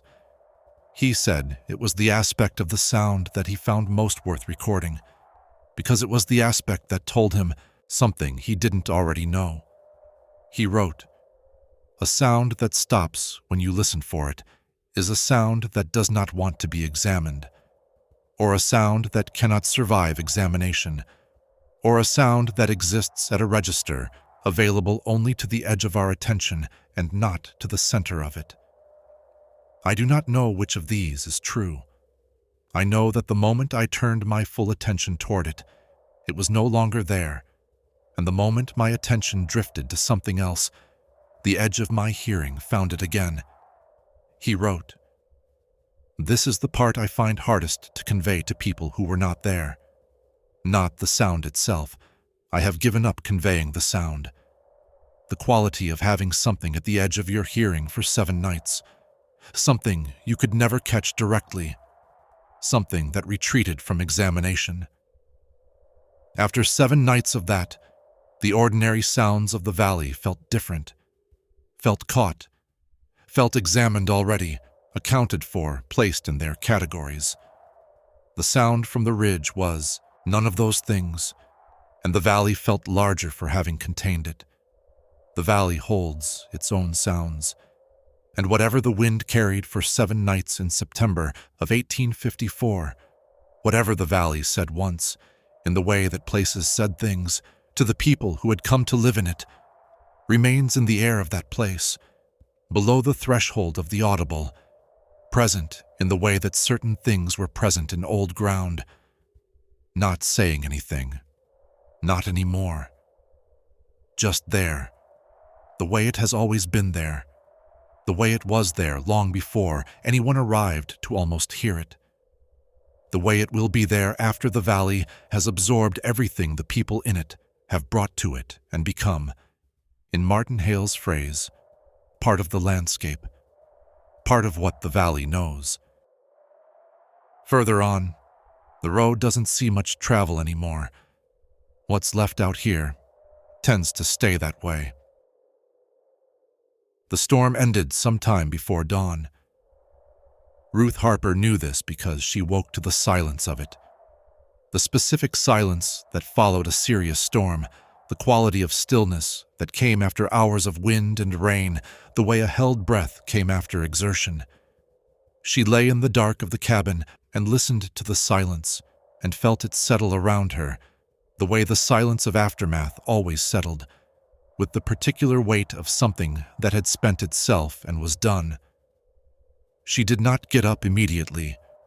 She lay still and listened to the silence and to the sound of her husband breathing beside her, and to the smaller sounds from the children's corner, the even breathing of her oldest, Thomas, 12, and the faint snuffle of her youngest, Clara, 7, who had always made that sound in sleep since she was an infant, a sound Ruth had listened for so many thousands of times that the hearing of it was indistinguishable from comfort. She lay still for a while. Then she got up. She, dressed in the dark by habit, the way a farm woman dressed when she did not want to disturb the household, and she went to the window and looked out. The valley was dark and still in the way of the Ozark hill country in the last hour before dawn. the shapes of things present but not yet detailed, the ridgeline to the north visible against the slightly less dark sky above it, the creek audible from somewhere in the low ground. The storm had moved through and left the valley in the way that storms left things, cleaner, quieter, the air carrying the particular freshness of rain-washed September. Everything looked as it should look. She stood at the window for a moment. Then she noticed that the chimney of the Aldred house was not smoking. The Aldred house was 40 yards east along the track, close enough that Ruth could see its chimney clearly, even in the pre-dawn dark when the chimney's smoke would have been visible as a slightly paler shape against the sky. Ruth Aldred, her neighbor of 6 years, was a woman who had her fire going before first light every morning of her life. This was not an exaggeration. Ruth Harper had never, in 6 years of neighboring, seen the Aldred chimney cold at dawn. It was cold now. Ruth Harper stood at her window and looked at the cold chimney of the Aldred house and felt the first version of the feeling she would carry for the rest of that morning. A feeling she could not have named then, and struggled to name afterward. A feeling that was not yet alarm and not quite unease, but was something that occupied the ground between them. A wrongness in the corner of the eye that had not yet moved to the center. She told herself, the storm perhaps did something to the fire. Wet wood, a draft that killed it. Ruth Aldred was perhaps sleeping later than usual, as people slept later after a storm-interrupted night. She told herself these things and stood at the window and watched the Aldred chimney for a while. No, smoke came. She went to wake her husband. James Harper was 41 years old in September of 1870 and had been in the valley for 8 years, long enough that the valley was not a new place to him, but a known one, with the specific character that a known place had, the character that accumulated through seasons and weather and the small events of daily life until the place was inseparable from the life lived in it. He had come from Tennessee with Ruth and the infant Thomas in 1862, drawn by the land that was available in the hill country after the disruptions of the war years, which had pushed people out and left the Ozark valleys with property that a man with some capital and the willingness to work hard country could acquire on terms that were not available in more settled places. He was not a man who had chosen this country for its ease. He had chosen it for its terms, which were, the land was hard, but it was his, and what he made of it was what it became, and no one was going to tell him otherwise. 8 years had made him a man of the valley in the way that 8 years of serious work made a person part of a place. He knew the Aldred family and the Pruitt family and the Gear family and the 7 other families that had settled along the creek through the 1860s, knew them in the specific way of people who had been each other's only resource through the particular difficulties that valley life produced. He had helped Caleb Pruitt build his barn in the wet spring of 1865. He had sat with the Gear family through the illness that took their youngest in the winter of 1867. He had borrowed and lent and traded and argued and made up the arguments in the way of people whose proximity made disagreement temporary and cooperation necessary. He was not easily alarmed. When Ruth came to him in the dark and told him about the Aldred chimney, he lay still for a moment, and then got up and dressed without the expression of a man who thought nothing of what he'd been told. He put on his coat. He took his rifle from its place by the door, not because he had a specific reason to, but because the coat and the rifle were his going outside equipment, and he put them on together the way a man put on his thinking in the morning, as a matter of course. He opened the cabin door and went out. The air was September after rain, cool and clean and carrying the smell of the creek and the wet timber on the ridge. The track was muddy from the night's rain. The sky was beginning to show the first gray of dawn above the eastern ridge. Not light yet, but the beginning of the process that would become light. He stood on his porch and looked east along the track toward the Aldred house. The chimney was cold. He looked west toward the Pruitt house, 300 yards in that direction. The chimney was cold. He turned and looked up and down the track in both directions, checking each chimney he could see in the pre-dawn gray, and what he found was the same at each one. Cold. Every one of them. He stood on his porch with his rifle and looked at the cold chimneys of the valley in the first gray light, and was quiet for a moment. Then he said, back through the door into the cabin, "Ruth, get the children up." He went to the Aldred house first, because it was nearest, and because Ruth Aldred was the person he would go to in most situations that required another person. The door was open. This was the second thing he noticed. The first being the chimney, which he had already established from the porch. The door of the Aldred house was standing open on a September morning after a serious storm, open in the way of a door that had not been closed rather than a door that had been left carelessly ajar. Standing open. The interior of the house dark beyond the doorway, the specific dark of an unlit interior in the early morning, no firelight, no lamp. He stood at the door and called Ruth Aldred's name. No answer. He called her husband's name, Owen Aldred, a quiet man of 50 who had been in the valley longer than anyone. No answer. He stepped inside. The house was cold. Not the cold of a house that had lost its fire hours ago. The deeper cold of a house that had not been heated, that had absorbed the night's temperature without the fire that should have been going. The hearth held ash from the previous evening's fire, raked and banked in Owen Aldred's habitual way, the way Owen always banked the fire for the night. But the fire had gone out in the night and had not been rebuilt. The table held the remains of the previous evening's supper, the plates not yet cleared, the cups still present. The chairs pushed back in the way of people who had risen from the table and had not yet returned to clear it. James looked at the table for a moment. He went through the house. He went to the bedroom. The bed had been slept in. The quilts were thrown back in the way of people who had gotten up quickly, not the careful folding of a morning rising, but the thrown-back quilts of people who had left the bed with some urgency. The Aldreds were not in their house. He went back outside and stood in the track and looked at the valley. In the growing light, he could see more of it now.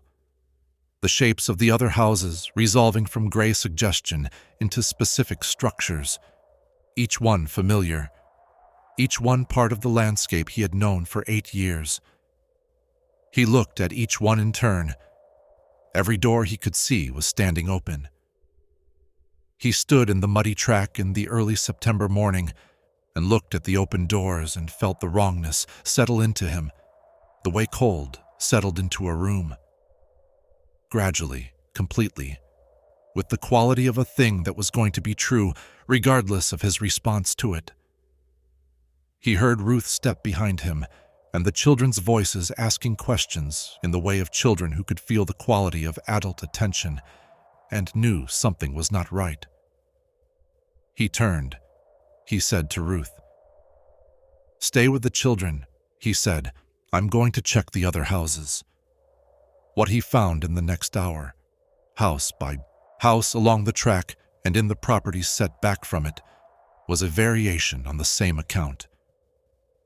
The Pruitt house, door open, fire cold, bed slept in and abandoned, the table set for a breakfast that had not been made. Caleb Pruitt's boots by the door, his good boots, the ones he wore into the settlement when the occasion required. His everyday boots were gone. He had left in whatever he had on his feet. The Gear house, door open, fire cold. Martha Gear's sewing basket overturned on the floor beside her chair. The thread spilled out across the floorboards. The thimble rolled under the table. The specific disorder of a thing dropped rather than set down. Not a struggle. Nothing in the house suggested a struggle. The basket had been in her lap, perhaps, or on the arm of the chair, and she had risen, and it had fallen, and she had not stopped to pick it up. He stood in the gear house for a while. He had been in this house many times. He knew where things were and how they were kept. He knew the specific way John Gear arranged his tools on the shelf by the door, sorted by size the way John always sorted them. The tools were there. He knew the cup that Martha kept on the table for her evening tea, the blue-glazed cup she had brought from Tennessee, and that was the single piece of crockery in the house that was not purely functional. The cup was there, on the table, half full of cold tea. Cold tea. Not a cup left to be washed later. A cup left mid-drink. He went to the next house. The Dawes house, the Farr house, the Hale house, the Sutton house, the Kimball house, each one the same in its essential facts. Fire cold, bed disturbed, door open. The signs of people who had been present and were not present now. What accumulated across the hour, house by house, was not a single dramatic discovery, but the specific weight of the same fact repeated in different rooms, with different details, each new version adding to the account without changing its shape. A valley of 11 families, 11 variations on the same morning, the same cold hearths and thrown-back quilts and open doors, the same objects set down mid-use, a knife beside an unfinished piece of work, a book left open on a chair, a child's wooden toy in the middle of a floor. The ordinary objects of ordinary evenings, present and abandoned, each one a kind of testimony, not to harm, to departure, to the specific shape of a life interrupted at a particular moment and left exactly as it was. He found at the Kimball house, at the far end of the track, something he had not found at the others. The Kimball children, there were 3, the oldest 10, the youngest perhaps 4.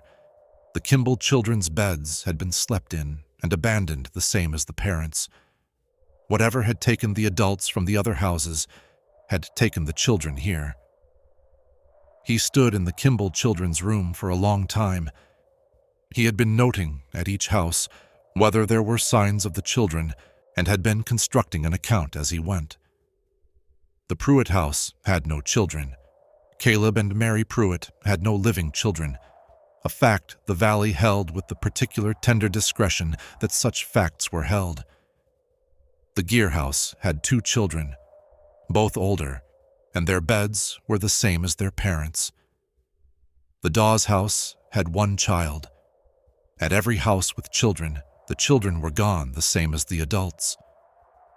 He stood in the Kimball children's room and looked at the small beds with their thrown-back quilts, and he did not move for a while. Then he went back out to the track. Ruth was waiting at their own porch with Thomas and Clara when he came back. She had read his face well enough in the years of their marriage to read it now. She saw what he had found before he said it. In the specific way she had of receiving difficult things, the way she received them without flinching and without looking away. He told her. He was brief and specific, and he did not add to the facts, which were already sufficient. She was quiet for a moment. She said, "The livestock." He said, "I was going to ask you the same thing. The livestock were loose." This was what they found when they walked the valley together, leaving Thomas with Clara on the porch with specific instructions to stay there and stay inside if they heard anything. The animals that had been in barns and pens and pastures were loose, not panicked, not injured, not in the state of animals that had experienced a violent disruption. The animals of the valley were simply out. The gates open, the barn doors open, the fences in most cases intact. The animals had been let out rather than broken through. Someone had opened the doors and the gates before they left. or before whatever had happened had happened. Ruth said, "They fed the animals." James said, "They opened the enclosures. That's not the same as feeding them." Ruth said, "It means they had time, enough time to open the enclosures before they went. They weren't taken by surprise in the night." James said, "Or it means whoever opened the enclosures was trying to be certain the animals would survive." They stood in the Aldred yard, looking at Owen Aldred's 2 horses cropping at the wet September grass in the track, free and calm, and neither of them said what this implied about the state of mind of whoever had opened the gate. A person who opened the enclosures on their way out was a person who did not expect to come back. They looked for tracks. This was James's idea, and it was the right idea. The ground was wet from the night's rain, soft enough to hold impressions, and if 43 people had walked out of this valley in the hours before dawn, there should have been tracks in the mud of the track and the soft ground at the valley's edges. What he found was inconsistent and strange. There were tracks. Not on the main track. The track itself had been walked by him in the previous hour, and the mud held his own prints clearly. At the edges of the track, in the grass and the soft ground at the margins, there were impressions. Shoe prints, boot prints, the smaller prints of children's feet, moving in the direction of the North Ridge. Not organized, not a column of people walking in file. More like the movement of people who were all going the same direction without coordination, each in their own line, spread across the width of the valley floor. He followed these prints to the base of the North Ridge, where the valley floor met the timber. He stood at the timber's edge and looked at the ground and found the prints continuing into the trees, the soft forest floor holding them in the particular way of forest soil that had been rained on, the impressions clear and recent. He stood at the edge of the timber and looked into it. He did not go in. He stood there for a long time and looked into the timber and at the tracks continuing into it, and he felt something that he would not describe directly in the account he wrote, but that he described in its effects. His hands on the rifle, the specific quality of stillness that came over him, the sense of a threshold that was not merely physical. He turned and went back to his wife. He said, "They went north, into the timber on the ridge." Ruth said, "All of them." He said, "The tracks go that way.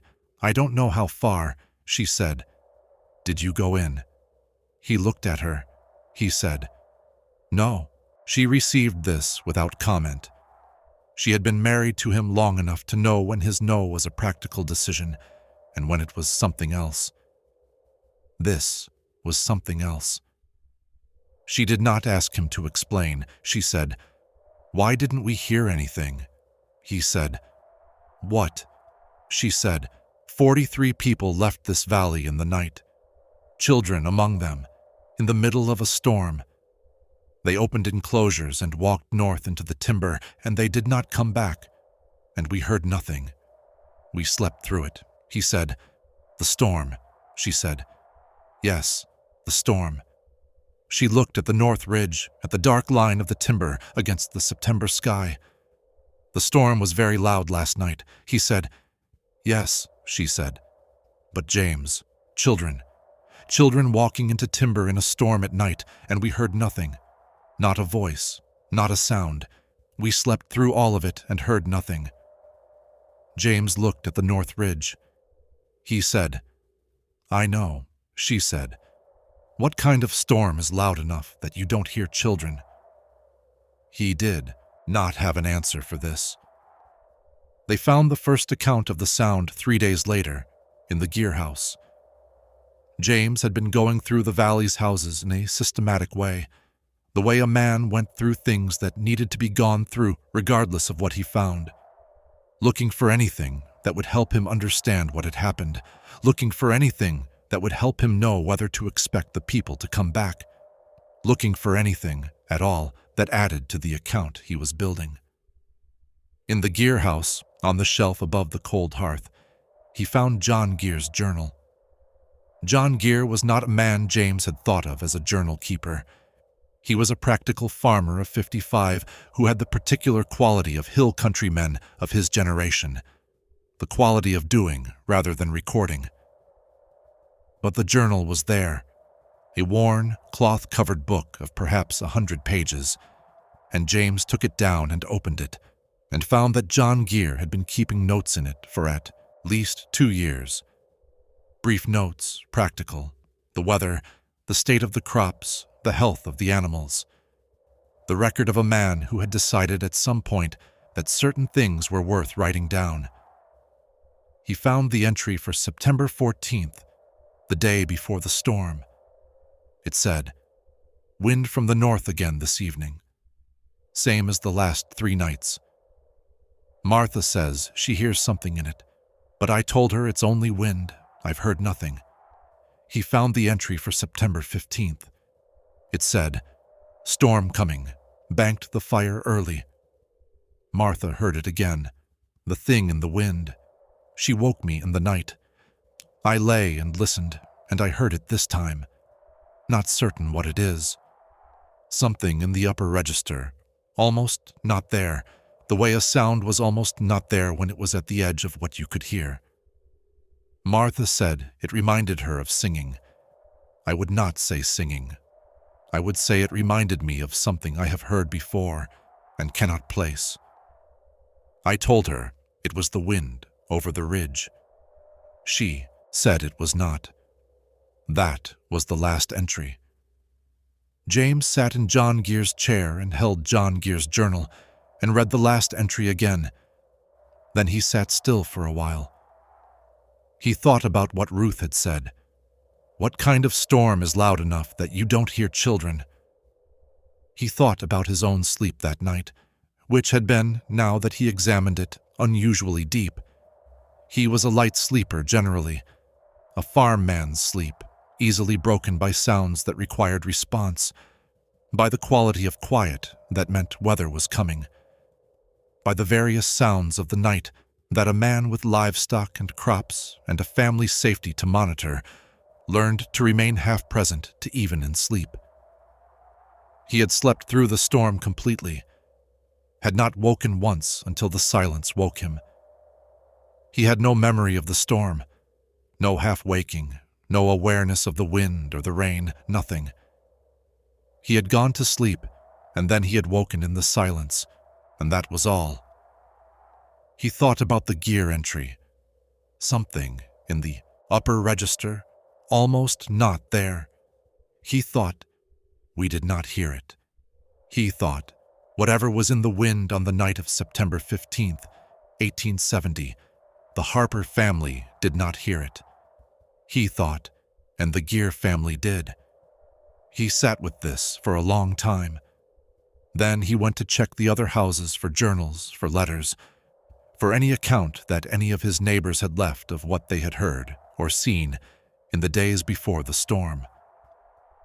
He found 3 more accounts. At the Pruitt house, in the small desk that Caleb Pruitt kept in the corner of the main room, a letter that had been started and not finished, addressed to Caleb's brother in Tennessee. It said, "Something odd the past few days. A sound at night when the wind is from the north. Mary says she's been hearing it since Monday. I only heard it last night, just before the storm started. Don't know how to describe it well. Not like anything I know, but it makes me think of..." The letter ended there. The pen was on the desk beside the paper, as though set down mid-sentence and not picked up again. At the Dawes house, a notation on the back of a feed bill that Will Dawes had been using as a writing surface, a habit his wife had always complained about. The notation said, "3 nights running. Speaks in the wind. Reminds me of the sound the ridge makes sometimes, that harmonic in the stone when the weather is a certain way. But more deliberate, more deliberate." James read this twice. At the Farr house, he found nothing written. But he found something else. The Farr house had 3 children. The oldest, a girl of 15 named Anna, had a small shelf in her room with a few books. Among the books was a notebook with her name on the cover. He opened it to the last entry, which was dated September 15th, the day of the storm. Anna Farr had written, "I have been listening to it for 4 nights, and I think I understand what it is asking. I think it is asking us to come. I think it has been asking politely, and I think tonight, when the storm is here, it will ask differently. I am going to wake my parents." James sat on the edge of Anna Farr's bed and held the notebook and looked at the entry for a long time. He thought, she woke her parents. He thought, and then the storm came. He thought, and then they went. He did not sleep well for a long time after. Not from fear, not the active, present fear of a threat that might still be there. The threat, if it was a threat, had passed with the storm. The sound that John Gear had noted, and Caleb Pruitt had started a letter about, and Will Dawes had called deliberate, had come on the storm wind and had gone with it. And in the 3 weeks since the storm, the wind had been ordinary, and the nights had been silent, and nothing had come out of the timber on the North Ridge. He did not sleep well because of what he knew. He knew that a sound had moved through the valley on 3 or 4 nights before the storm, a sound in the upper register, almost not there, carried on the north wind. He knew that his neighbors had heard it, and he had not. He knew that on the night of the storm, when the sound had apparently reached whatever it was building toward, 43 people had gotten up from their beds and opened their livestock enclosures and walked north into the timber in the dark and the rain. He knew that he and his wife and his 2 children had slept through all of it. He had been trying, in the weeks since, to understand what it meant that they had not heard it. The simplest explanation was that they had simply not been awake at the right moment, that the sound had come at an hour when the Harper family was sleeping deeply, and the other families had happened to be lighter in their sleep, or awake for their own reasons, or woken by their dogs or their livestock, or some other ordinary trigger. But Anna Farr had been listening for 4 nights. Caleb Pruitt had heard it the night before the storm. John Gear had heard it, and had told his wife it was only wind before he heard it himself. These were people who had been awake and listening, and had found the sound. James Harper was a man who woke at small sounds and had not found it. Ruth, who slept lightly, and who had lain awake through portions of each of those nights. He knew this because she had told him afterward, had told him she'd been restless in the nights before the storm. Ruth had not heard it. He had formed a belief about this that he held privately for a long time before he told Ruth. He had formed the belief that the sound had not been available to them, not that they had missed it, that it had not been present for them in the way it had been present for the others. He had formed the belief that they had been, for a reason he could not know, excluded. He had formed the belief, and this was the one that made sleep difficult, that came to him in the dark in the weeks and months after, that he would never fully resolve, that being excluded was not the same as being spared. The county sheriff arrived in the first week of October, 3 weeks after the storm. He had come in response to a letter James had sent, carried out by James himself on horseback. A 2-day ride to the county seat that had required him to leave Ruth and the children alone in the valley for the first time since the morning after the storm. Ruth had told him to go. She had said, "We need people to know. We need this recorded somewhere." She was right, and he knew she was right, and he had gone, and the sheriff had come back with him, and the sheriff had spent 3 days in the valley going through the houses and looking at the tracks at the timber's edge and reading the accounts James had collected. The sheriff was a practical man who had been a sheriff for 15 years and who had dealt with things that didn't have easy explanations before. And he brought to this situation the specific quality of a practical man confronting something that exceeded his practical framework. Not denial, not the desperate application of ordinary explanations to extraordinary facts, but a steady and slightly hollowed attention. The attention of a man watching his framework fail and deciding what to do with the failure. He looked at the tracks at the timber's edge on the second day. He said, "You didn't go in." James said, "No." The sheriff looked at the timber for a while, said, "I'm going in." He went in alone over James's objection, and he came back after 2 hours and he was unchanged in any visible way. Not harmed, not distressed, but he was quiet for the rest of that day in a specific way. Not withdrawn, not uncommunicative. Quiet with the quality of a man who had found something that he was in the process of deciding how to report. In the evening, he told James what he had found. He said, "The tracks go north for about a mile, through the timber, up the slope. At a mile, the slope levels off onto the bench. You know the bench." James said, "I know it." He said, "At the bench, the tracks end." James said, "End." The sheriff said, "The ground on the bench is limestone mostly. Flat rock, doesn't hold tracks. The tracks come up the slope and come onto the bench, and then there's no more to follow." James said, "And beyond the bench?" He said, "More timber, more ridge. I went another half-mile north and found nothing. No camp, no fire, no evidence of 43 people spending any time anywhere." He paused. "I found one thing. On the bench, near the north edge. A child's shoe. Small, 4 or 5 years old, maybe." James said, "The Kimball youngest." The sheriff said, "I don't know. I brought it back." He set it on the table between them. He said, "I'm going to file a report. The report is going to say 43 persons are missing from this valley, and the investigation found no evidence of criminal action and no bodies, and the circumstances are beyond the current investigation's capacity to resolve." He looked at James. "That is the report I know how to write," James said, "and the sound." The sheriff looked at him. He said, "What would you have me put about the sound?" James said, "I don't know. I'm asking what you think it means." The sheriff was quiet for a long time. He said, "I think something called them. I think it called for several nights until enough of them had heard it to make the going critical. And then, on the night of the storm, it called in a way they couldn't not answer." He said, "I don't know what called them or why or where they went. I don't know why your family didn't hear it." He looked at the shoe on the table. "I don't think I'm going to know those things," James said.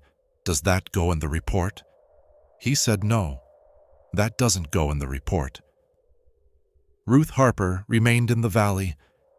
This surprised people in the settlement to the south that was the nearest community and that received the account of the emptied valley, with the specific discomfort of people who wanted an explanation and were not going to get one.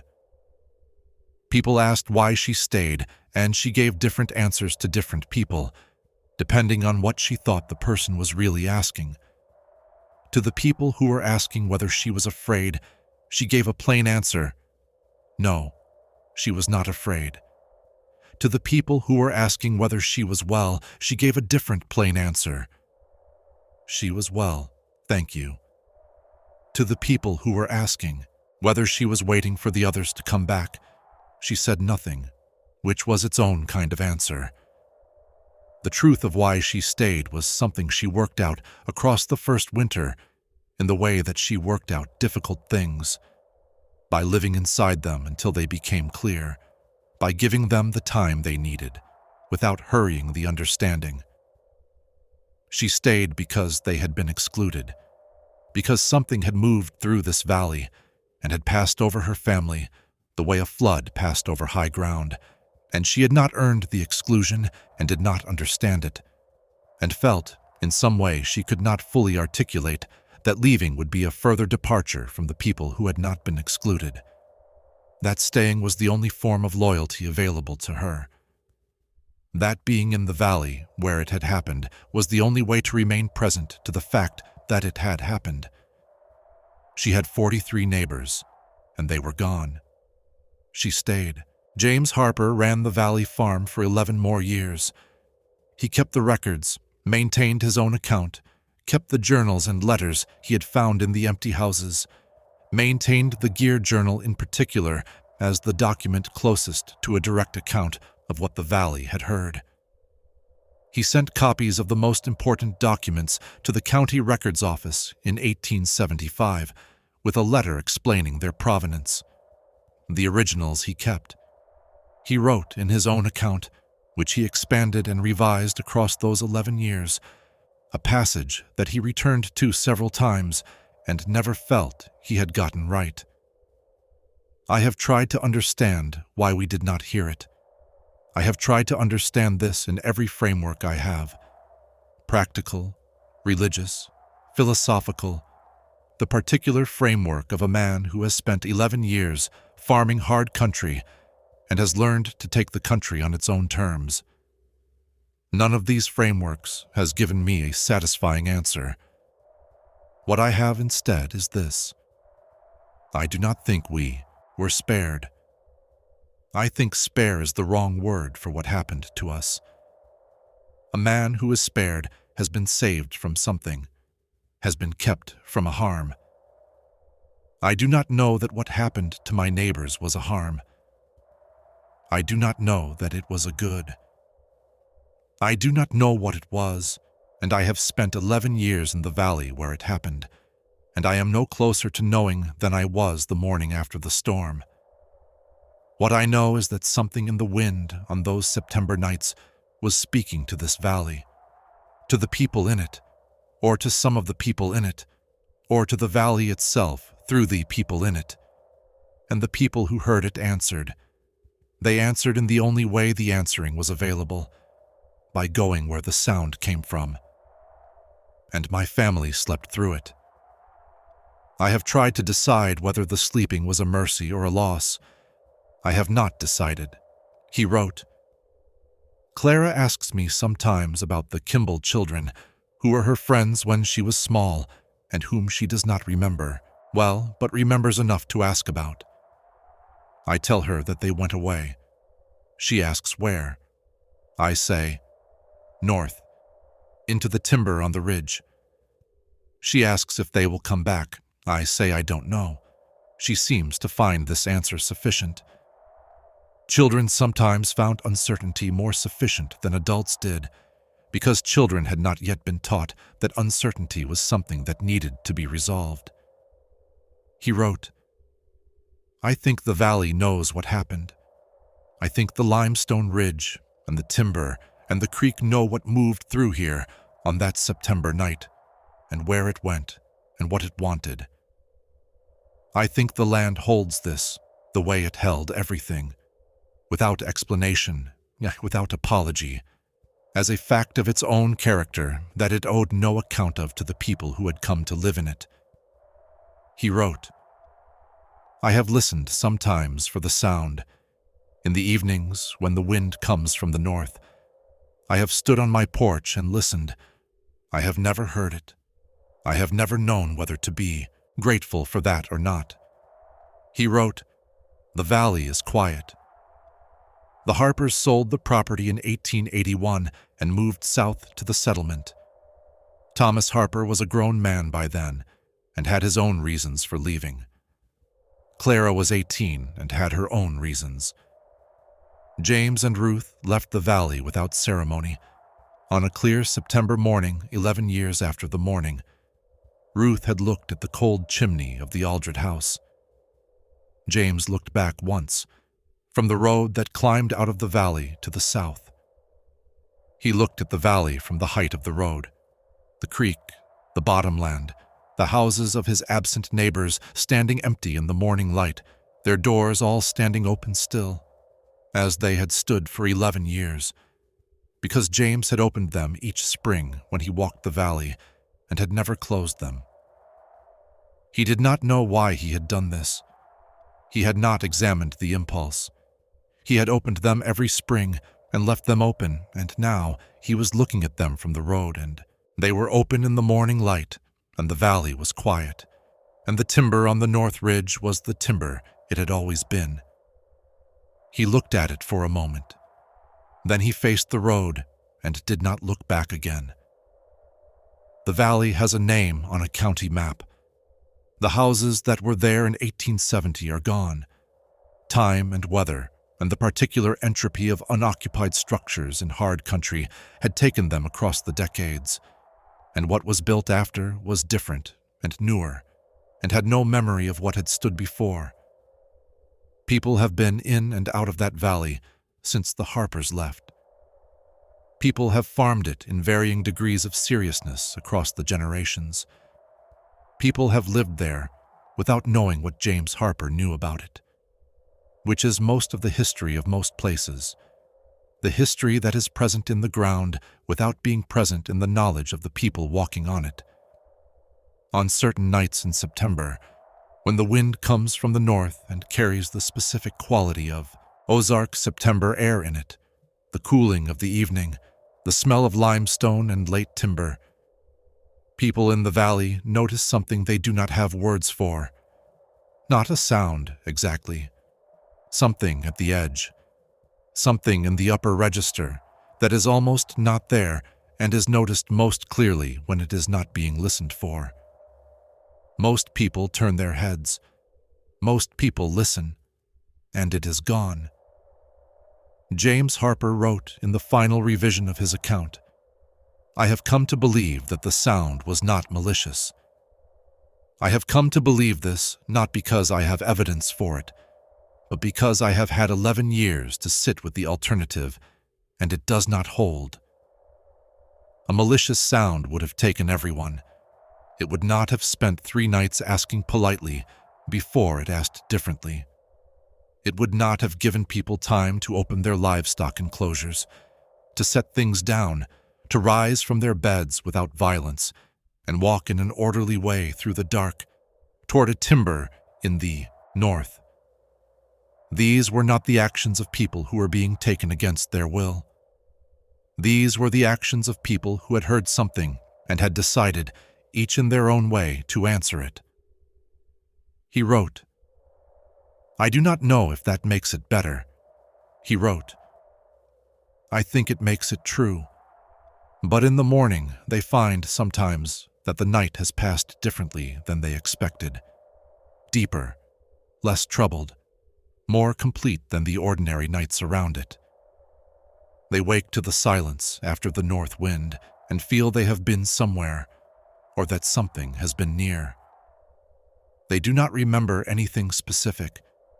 They cannot say what woke them. They cannot say with certainty that anything did. They go about their mornings. The valley holds its quiet. The north ridge holds its timber. And somewhere in the record of a night in September 1870, in the Gear Journal, in Caleb Pruitt's unfinished letter, in Anna Farr's notebook and her last certain sentence, the sound is still there, carried in the only medium that has kept it. Not the wind. The words of people who heard it and tried to say what it was and could not, and said so. The record of the trying.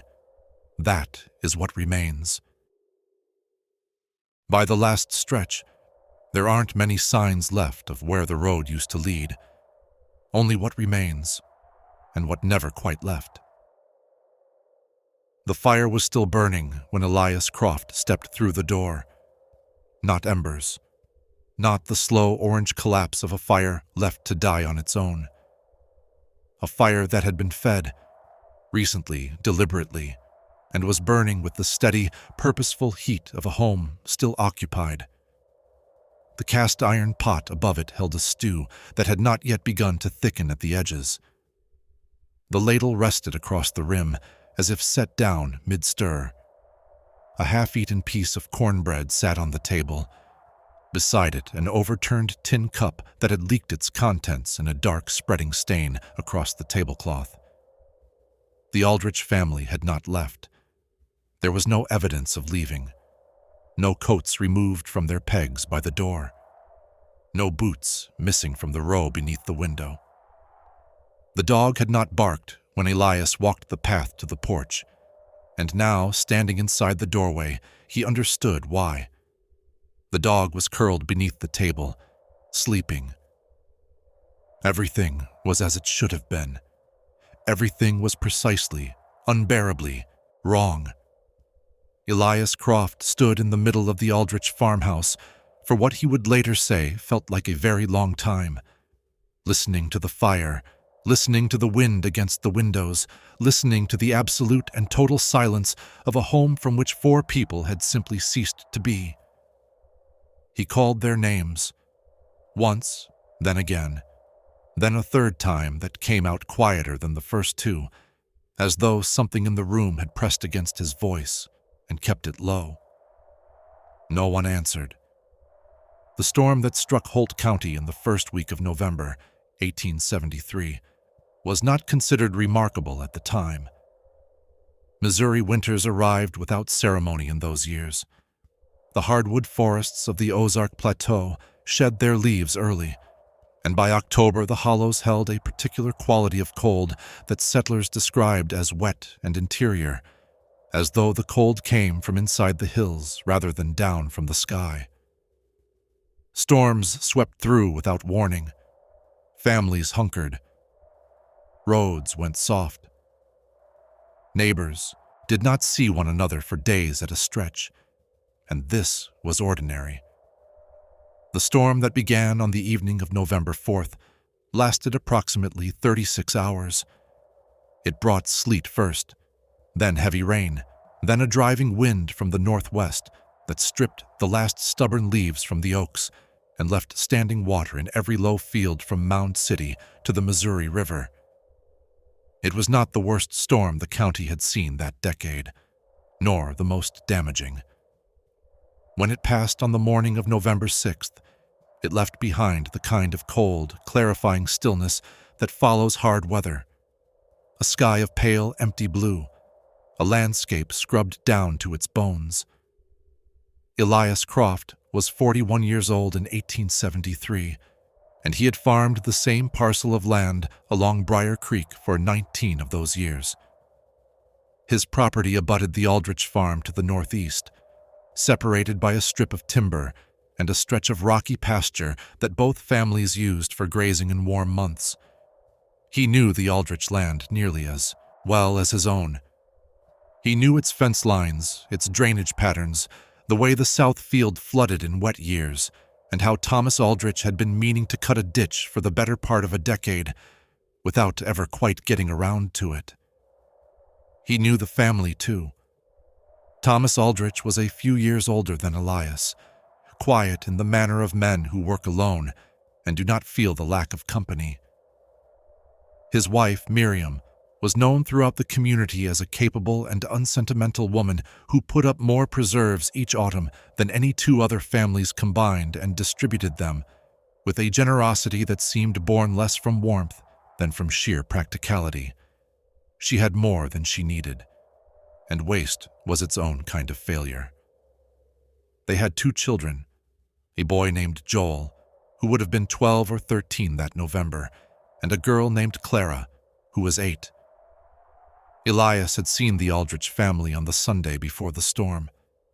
He had passed Thomas on the road between their properties, and they had exchanged the usual words: the coming weather, the condition of the road, a brief discussion of whether the creek was like to flood. Thomas had seemed no different than usual, quiet, self-contained, going about his day with the methodical unhurry of a man who had made his peace with the pace of things. That was the last time anyone who could later be confirmed as reliable reported seeing any member of the Aldrich family alive.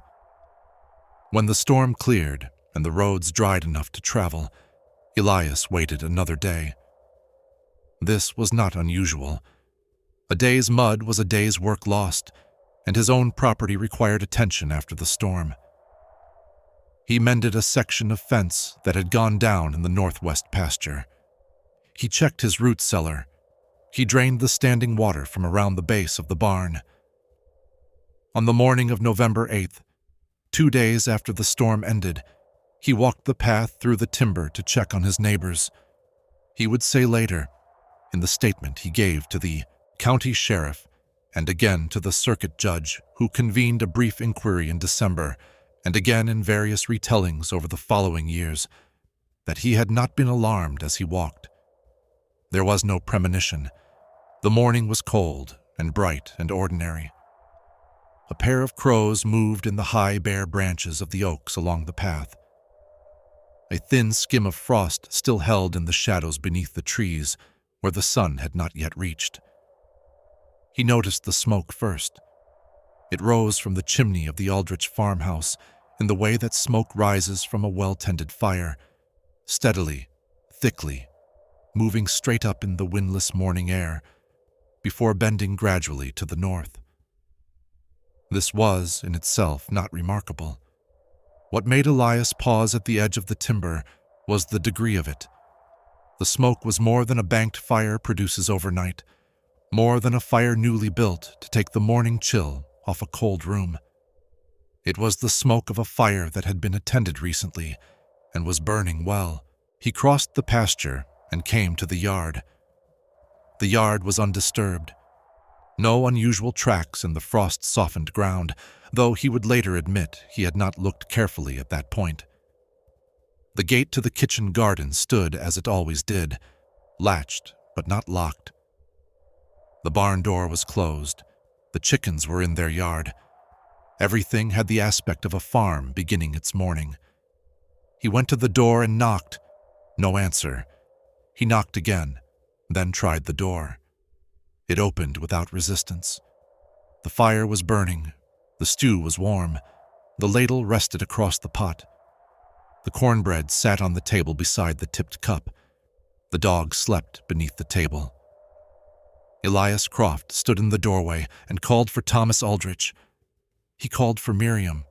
He called for Joel.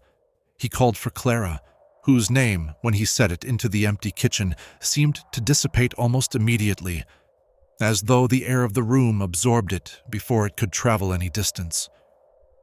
He went through the house. It was a modest structure by the standards of the time. A main room serving as kitchen and sitting area, 2 sleeping rooms separated by a board partition, a small alcove at the back that Thomas had added some years earlier and used for storage. The house contained 4 beds, all of them made. Not made in the way of beds made hurriedly, sheets thrown roughly into place before departure. Made carefully, pillows set straight, quilts smoothed and tucked. The children's room held the particular orderliness of a space tidied by adult hands. Toys arranged, a small slate and chalk set neatly on the window ledge, a rag doll placed upright against the pillow of the smaller bed. On the table in the main room, beside the tipped cup and the half-eaten cornbread, there were 4 breakfast settings. 3 of the plates were empty. One, the smallest, set at the place where a child would sit, held a portion of food that had been started but not finished.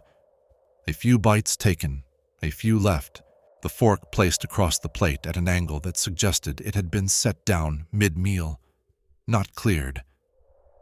The fire burned, the dog slept. Elias stood in the middle of the room for a long time. Then he went back outside. He checked the barn next.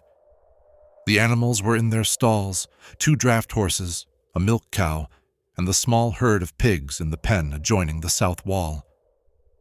All present, all fed, all watered within the past day or 2 by Elias's estimation. The horses were calm. The cow had been milked within the last day, or her discomfort would have been evident, and it was not. The pigs had fresh slop in their trough.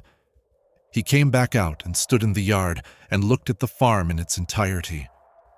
The woodpile beside the porch held a good quantity of split wood, and beside it, on the chopping block, sat a wedge and a maul, positioned as though their user had stepped away for a moment and intended to return. 3 pieces of split wood lay on the ground around the block, not yet stacked. A 4th piece sat on the block itself, partly split, the wedge lodged in its grain. The kitchen garden, still holding a few late root vegetables under the protection of heavy mulch, had not been disturbed. The compost pile at the garden's edge was undisturbed. The outhouse door was ajar. Elias walked the property in an expanding circle, going slowly, watching the ground. The frost had not been heavy enough to preserve clear tracks, but the ground near the house was soft from the recent rain, and in soft ground there are always impressions. He found the usual traces of daily movement: the path from the house to the barn, the path to the woodpile, the path to the kitchen garden. These impressions were of varying age, some fresher than others, none of them suggesting anything beyond the ordinary traffic of a farm family going about its work. What he did not find was evidence of departure. He circled the house twice. He walked the fence line along the road. He went to the gate that opened onto the main path, the path he himself had used to approach, and crouched down and looked at the ground carefully. There were tracks in the soft earth at the gate. One set, going inward, his own, from perhaps 20 minutes before. He would note this later, carefully and somewhat haltingly, in his statement to the sheriff. He was a practical man, and he knew the limits of reading ground. Frost could obscure, rain could soften and smooth, wind could move loose surface soil. He was not claiming certainty. He was only saying what he observed. He went back to the house. The fire was still burning. He sat in one of the chairs at the kitchen table, Thomas Aldrich's chair, the one with the slightly uneven leg that always gave a faint creak when it moved. And he sat there for a while, not thinking in any organized way, simply present in the strange, ordinary quiet of the house. The dog had not yet woken. The stew continued to send up its thin thread of steam. On the shelf above the fireplace, between a tin of tobacco and a small hand mirror, sat a daguerreotype in a wooden frame. Elias had seen it before on previous visits. It showed the Aldrich family at what appeared to be a fair or a public gathering. Thomas standing behind Miriam, who sat with Clara in her lap. Joel stood at his father's side, very straight, with the slightly rigid expression of a boy trying to appear older than he was. It was not a remarkable photograph. Families had such photographs. He did not know why he looked at it for as long as he did. He left the house, closed the door behind him, and walked to the nearest neighboring farm, the Beecham property 3/4 of a mile to the south, to tell them what he had found. By midday, there were 8 men at the Aldrich farm.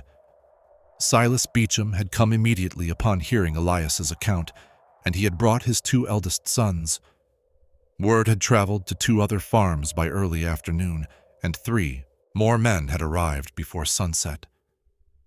The county sheriff, a man named Abel Hurst, was summoned by a rider sent to the county seat, but he would not arrive until the following day.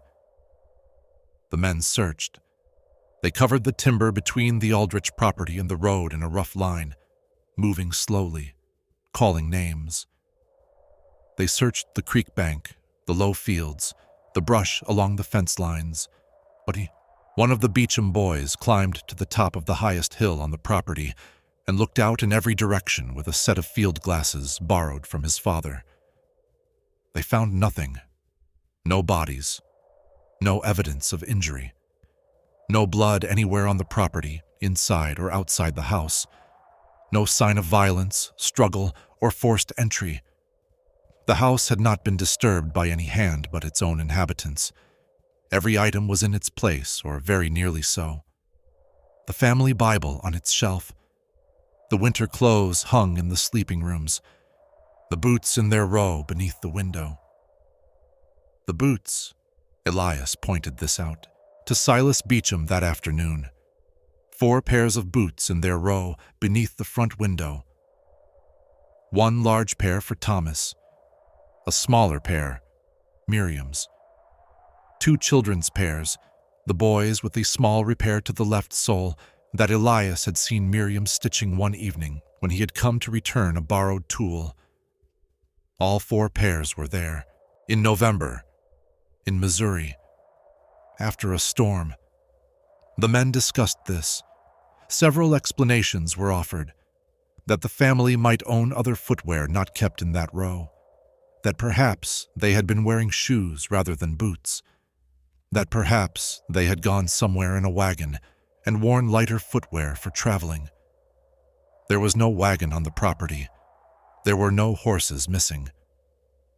One of the Beecham boys went back to the barn to check again and reported that both horses were in their stalls. The men stood in the yard as the light began to go thin and gray in the west, and they talked in the way that men talk when the facts they have assembled do not cohere into anything recognizable. Several theories were advanced. A sudden family emergency might have drawn them away on foot, but to where and in what direction?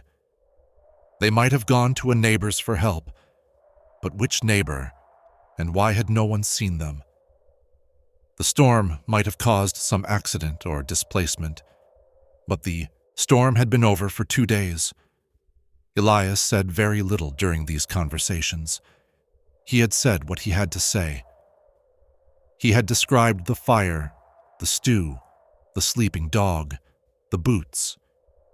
He had described the state of the yard and the absence of outward tracks at the gate. He had described the daguerreotype on the shelf and then stopped himself because he did not know why he was describing it, and it did not seem relevant. The men set a watch that night. 2 of them stayed in the house, not in the family's rooms, but in chairs in the main room, while the others went home to their own families. The fire was kept burning. The dog, which had finally woken and accepted a handful of food from Silas Beecham without particular interest, was left inside. In the morning, the 2 men who had kept watch reported nothing unusual. The fire had burned low, but not out, requiring attention once in the night. The dog had slept. The house had been quiet. They had heard nothing. They had seen nothing. The stew in the pot had been consumed at some point during the evening, not by the men, who said they had not touched it, and both of them, questioned separately by Sheriff Hurst when he arrived the following morning, offered the dog as the most likely explanation, though neither of them had seen the dog move from its place beneath the table. Abel Hurst was a careful man.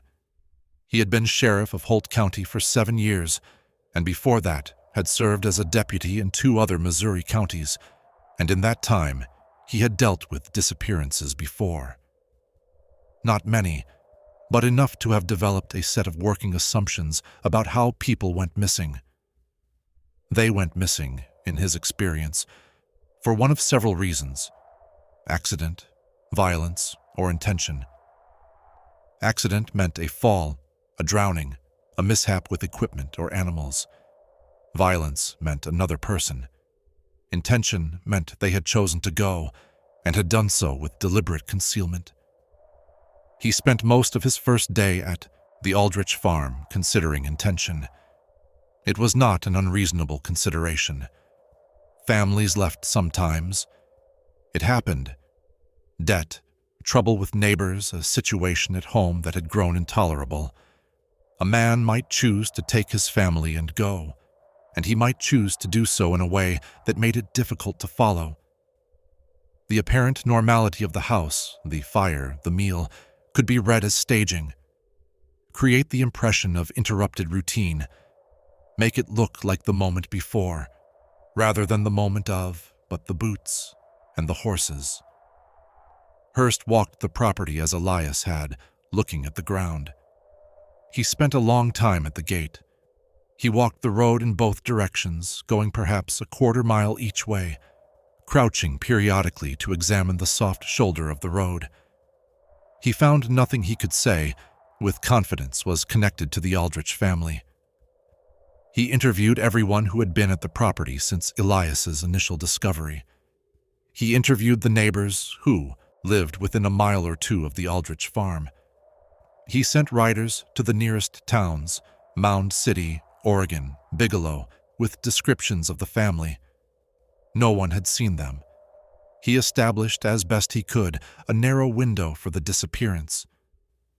Thomas Aldrich had been seen on Sunday, November 2nd. The storm had begun on the evening of November 4th. Elias Croft had found the farm on the morning of November 8th. Somewhere within that window, most likely, given the evidence of the kitchen, within a much narrower portion of it, the family had ceased to be present on their own land. The evidence of the kitchen, Hearst noted in his report, suggested the morning of November 7th or November 8th, based on the state of the fire and the freshness of the food. The stew in the pot had been prepared within 24 hours of discovery. The cornbread was not stale. The fire had not been maintained overnight, but had been built up or built afresh not long before Elias arrived. This meant the disappearance had occurred that morning. November 8th, perhaps an hour or two before Elias Croft's arrival, or, and Hearst included this possibility in his notes without further elaboration, the fire had been built and the food prepared after the family was gone. He did not speculate further on what that might mean. He was a practical man. He remained at the farm for 3 days. His official report, submitted to the county court in late November, recorded the following conclusions. The Aldrich family: Thomas, age approximately 44. Miriam, age approximately 38. Joel, age 13, and Clara, age 8, had not been located, and their whereabouts were unknown. There was no evidence of foul play. There was no evidence of voluntary departure. The animals and property were intact. The circumstances of the disappearance were, in the sheriff's words, without satisfactory explanation at this time. The farm was put in the care of Elias Croft by informal arrangement while the court determined how to proceed. Elias fed the animals. He maintained the property. He went to the house each morning and each evening. He kept the fire burning. He did not speak of this to many people, and when he did speak of it, he did so carefully and without embellishment, aware of how it would be received.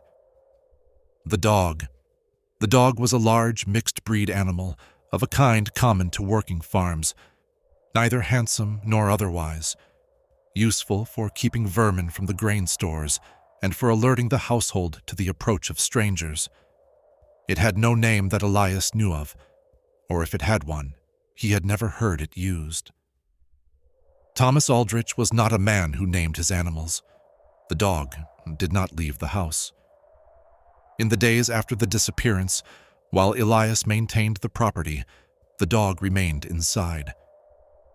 It ate when food was brought to it. It drank when water was placed nearby. It did not, as far as Elias could observe, ever move of its own apparent will from the main room. It slept beneath the table where it had been sleeping when Elias first arrived, or in the vicinity of that spot. When Elias came in the mornings, it was there. When he came in, the evenings, it was there. On his 6th visit to the property, Elias noted that the dog appeared to be watching something. He would have difficulty describing this later. Not watching in the alert, focused way of a dog that has heard a sound or detected a smell. Ears up, body tense, attention pointed in a specific direction. This was different. The dog sat at the near end of the table, facing the wall opposite the fireplace, with the particular quality of stillness that is not rest but attendance. The way, Elias would say, that a person sits when they are listening to someone speak, following the sound of a voice from one side of a room to the other. There was no one in the room. Elias stood in the doorway and watched the dog for a while. The dog did not acknowledge him. Its gaze moved, slowly, slightly, as though tracking something at a walking pace, from one end of the wall to a point nearer the window, and stopped there. Elias looked at the wall. He looked at the window. He looked back at the dog. He went about his work. He mentioned this to Silas Beecham in passing, framing it as an oddity rather than anything of significance. Beecham was a practical man and offered practical explanations. The dog was grieving. The dog was waiting for the family to return. Animals were sensitive to change and expressed it in ways that human observers sometimes misread. Elias agreed that this was likely so. He went back the next morning. The dog was in the same position, watching the same wall. Elias built the fire up and sat in Thomas Aldrich's chair and watched the dog for a long time. The fire made its sounds. The frost outside softened as the morning advanced.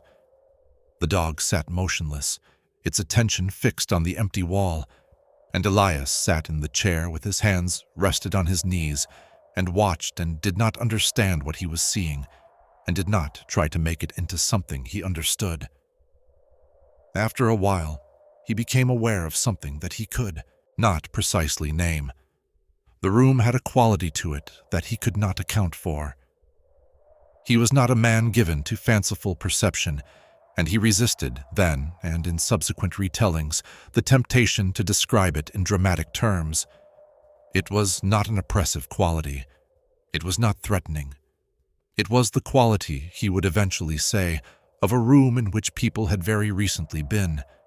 The particular warmth of occupied space, the residual sense of presence that a room retains for a short time after its inhabitants have gone out for a moment, before the air settles and the temperature equalizes and the space returns to its neutral state. The room felt as though someone had just left it.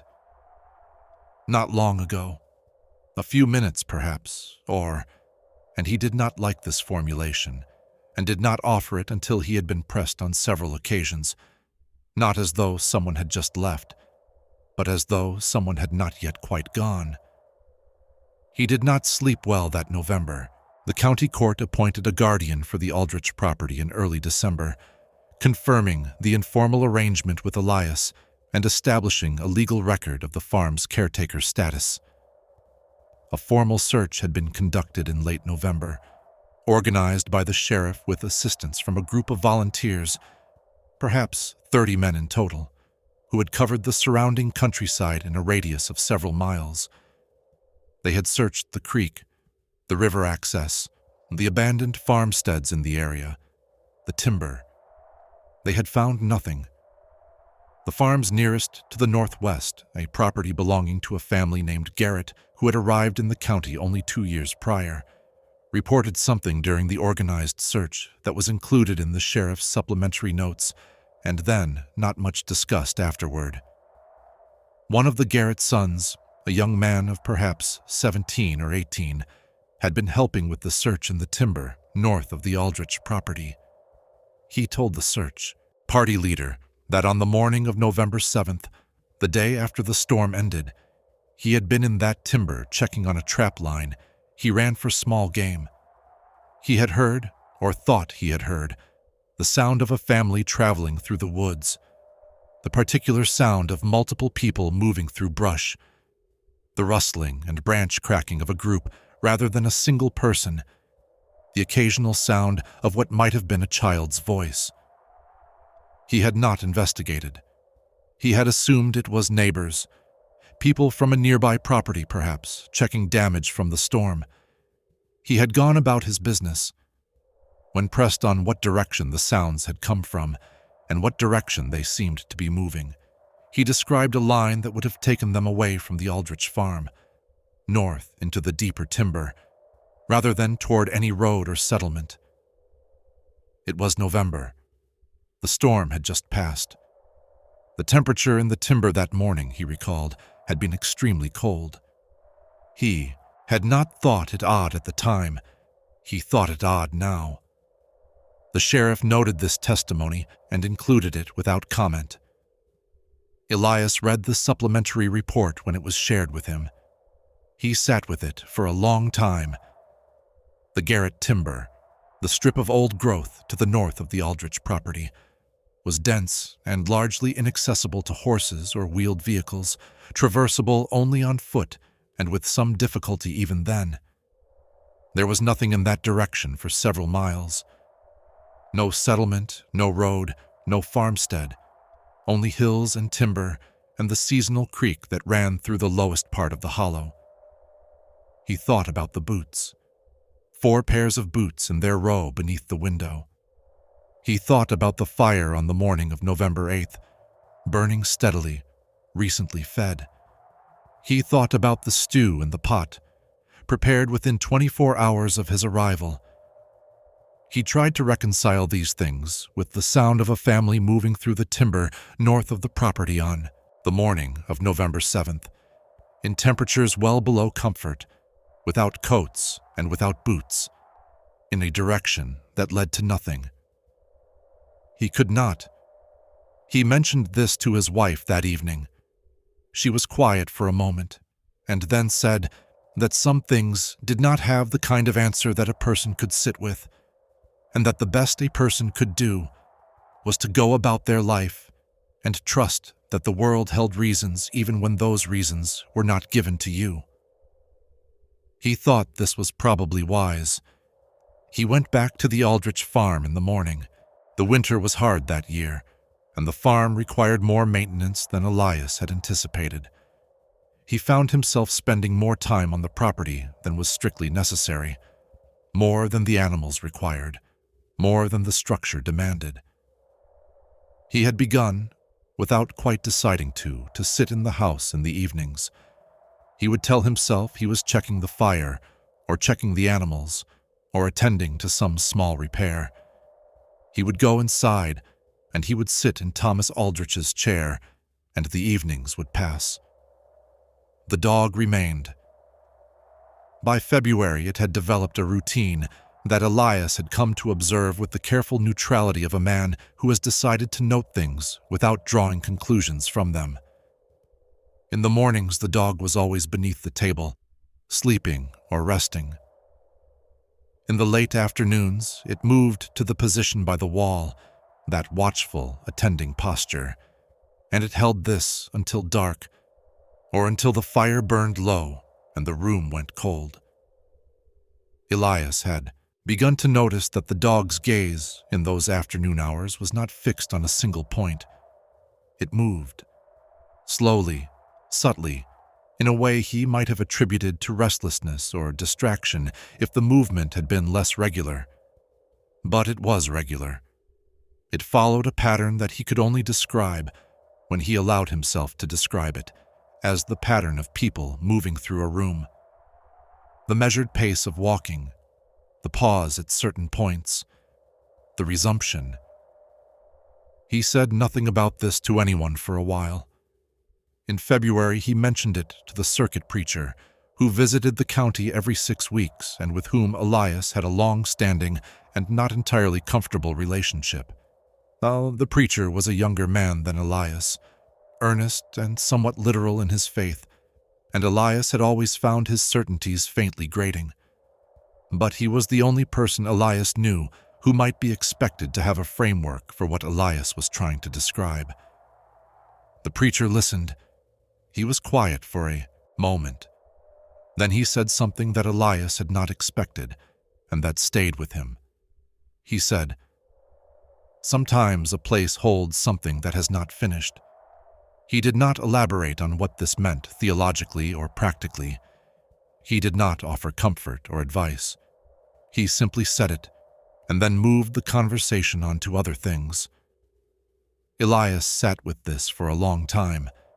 He sat with it in Thomas Aldrich's chair, in the evenings watching the dog watch the room. In the spring of 1874, when the snow came off the hills and the creek levels dropped, a man named Donovan who worked timber for a company operating in the area, came to Elias with something he had found in the deep woods to the north of the Aldrich property. He had found a place. He described it with some difficulty. A clearing, or a space that functioned as a clearing, though the trees surrounding it were ancient and dense and had not been cut. The ground in this space was different from the ground around it. He was not sure in what way, only that it was different. Harder, drier. The forest floor in that part of the timber held moisture from the snowmelt and was soft underfoot. But this space was not soft. It was, he said, almost warm. In early March in the North Timber, the ground had been warm underfoot. There was nothing in the space, no physical evidence of habitation or passage, no clothing, no personal effects, no bones, nothing that would constitute evidence of anything, he said. But that was the point he was trying to make. There was nothing, and there should not have been nothing, because the nothing was a specific kind of nothing that felt deliberate. He had stood there for some time, he said, and he had felt, very clearly and without ambiguity, that the space had been recently occupied, not by an animal, by people. Elias went with him to the place. He stood in it. He looked at the trees around it and at the ground beneath his feet and at the sky above, visible through the high canopy as a pale, ordinary March sky. He stood there for a long time. He would say, later, that he did not feel what the timberman had described. No sense of warmth, no particular quality to the air or the ground. He would say he felt nothing unusual. He would also say that when he turned to leave, he stood for a moment facing back into the clearing, and that for a brief, very ordinary-seeming moment, he had the strong and clear impression that there was someone standing at the far edge of it, not a threatening presence, not a disturbing one, simply a presence, the neutral, unremarkable sense of another person in the vicinity. When he looked directly at the far edge of the clearing, there was nothing there. He went home. He did not sleep well that night. The Aldrich farm was eventually sold. The court proceedings took the better part of 3 years, during which time no member of the Aldrich family was located, or any evidence of their fate discovered. In 1876, the property was transferred to a family named Coulter from St. Joseph, who had no knowledge of its history and who worked it without notable incident for several years. The Coulter family left in 1882. They left, by all accounts, without any specific incident to point to. The husband told people at the time that the farm had not suited them, that the land was harder than expected, the winters more isolated, the property more demanding than its size would suggest. These were not unreasonable explanations. Farming in that part of Missouri was always hard. His wife, in a letter to her sister that survived in a family archive and was not widely known until decades later, offered a different account. She wrote that she had been unable to sleep in the house from the second month onward. Not from fear, she was careful to say. She was not afraid. She simply could not sleep, because the house, even in its deep night quiet, did not feel empty. It felt, she wrote, like a house in the middle of a day, occupied, in motion, attended. The kind of feeling that kept her from resting, because some part of her kept expecting someone to come through the door. No one ever came through the door. She asked her husband to move them, and eventually he agreed. The farm changed hands twice more before the end of the century. Elias Croft lived on his own property until his death in 1891. He continued until he grew too old for the walk to visit the Aldrich farm, on occasion, not when it was occupied by the subsequent families, but during the intervals when it sat empty between tenants, which seemed to occur more frequently than was typical for good farmland in a settled county. His son, who took over the Croft property after his father's death, reported that Elias had spoken of the Aldrich farm throughout the last years of his life. Not obsessively, not in a way that suggested distress, but with a regularity that his son noticed and later remembered as slightly unusual for a man who was otherwise not given to dwelling on things. He spoke of it, the son said, the way you speak of an unfinished piece of work, something you left in the middle of that you keep thinking you'll get back to, though you never quite do. What his father had left unfinished at the Aldrich farm, the son could not say. He had asked once, and his father had been quiet for a moment, and then said that it was not his to finish, that he did not know whose it was. The dog, the Aldrich dog, had remained on the property for slightly over a year after the family's disappearance. Elias had fed it throughout that time. In December of 1874, it was gone when he arrived one morning. The door was closed. There was no way it could have left without the door being opened. He looked for it. He did not find it. In the 1930s, a man named Garrett, a grandson of the family who had owned the property to the northwest of the Aldrich farm, gave an interview to a local history project being conducted by a teacher at the county school. He was in his 60s by that time, and he had grown up in the county hearing the story of the Aldrich family. His grandfather, he said, had told him something that had not appeared in any official record and that the family had never much discussed. On the morning of November 8th, 1873, the same morning that Elias Croft had walked to the Aldrich farm and found the fire burning and the family gone, his grandfather had been outside in the pre-dawn dark, tending to something with the animals. It was very early. The sky had not yet lightened. He had seen a light at the Aldrich farm, not the light of fire from the chimney or the window, though there was that too, he said. A different light.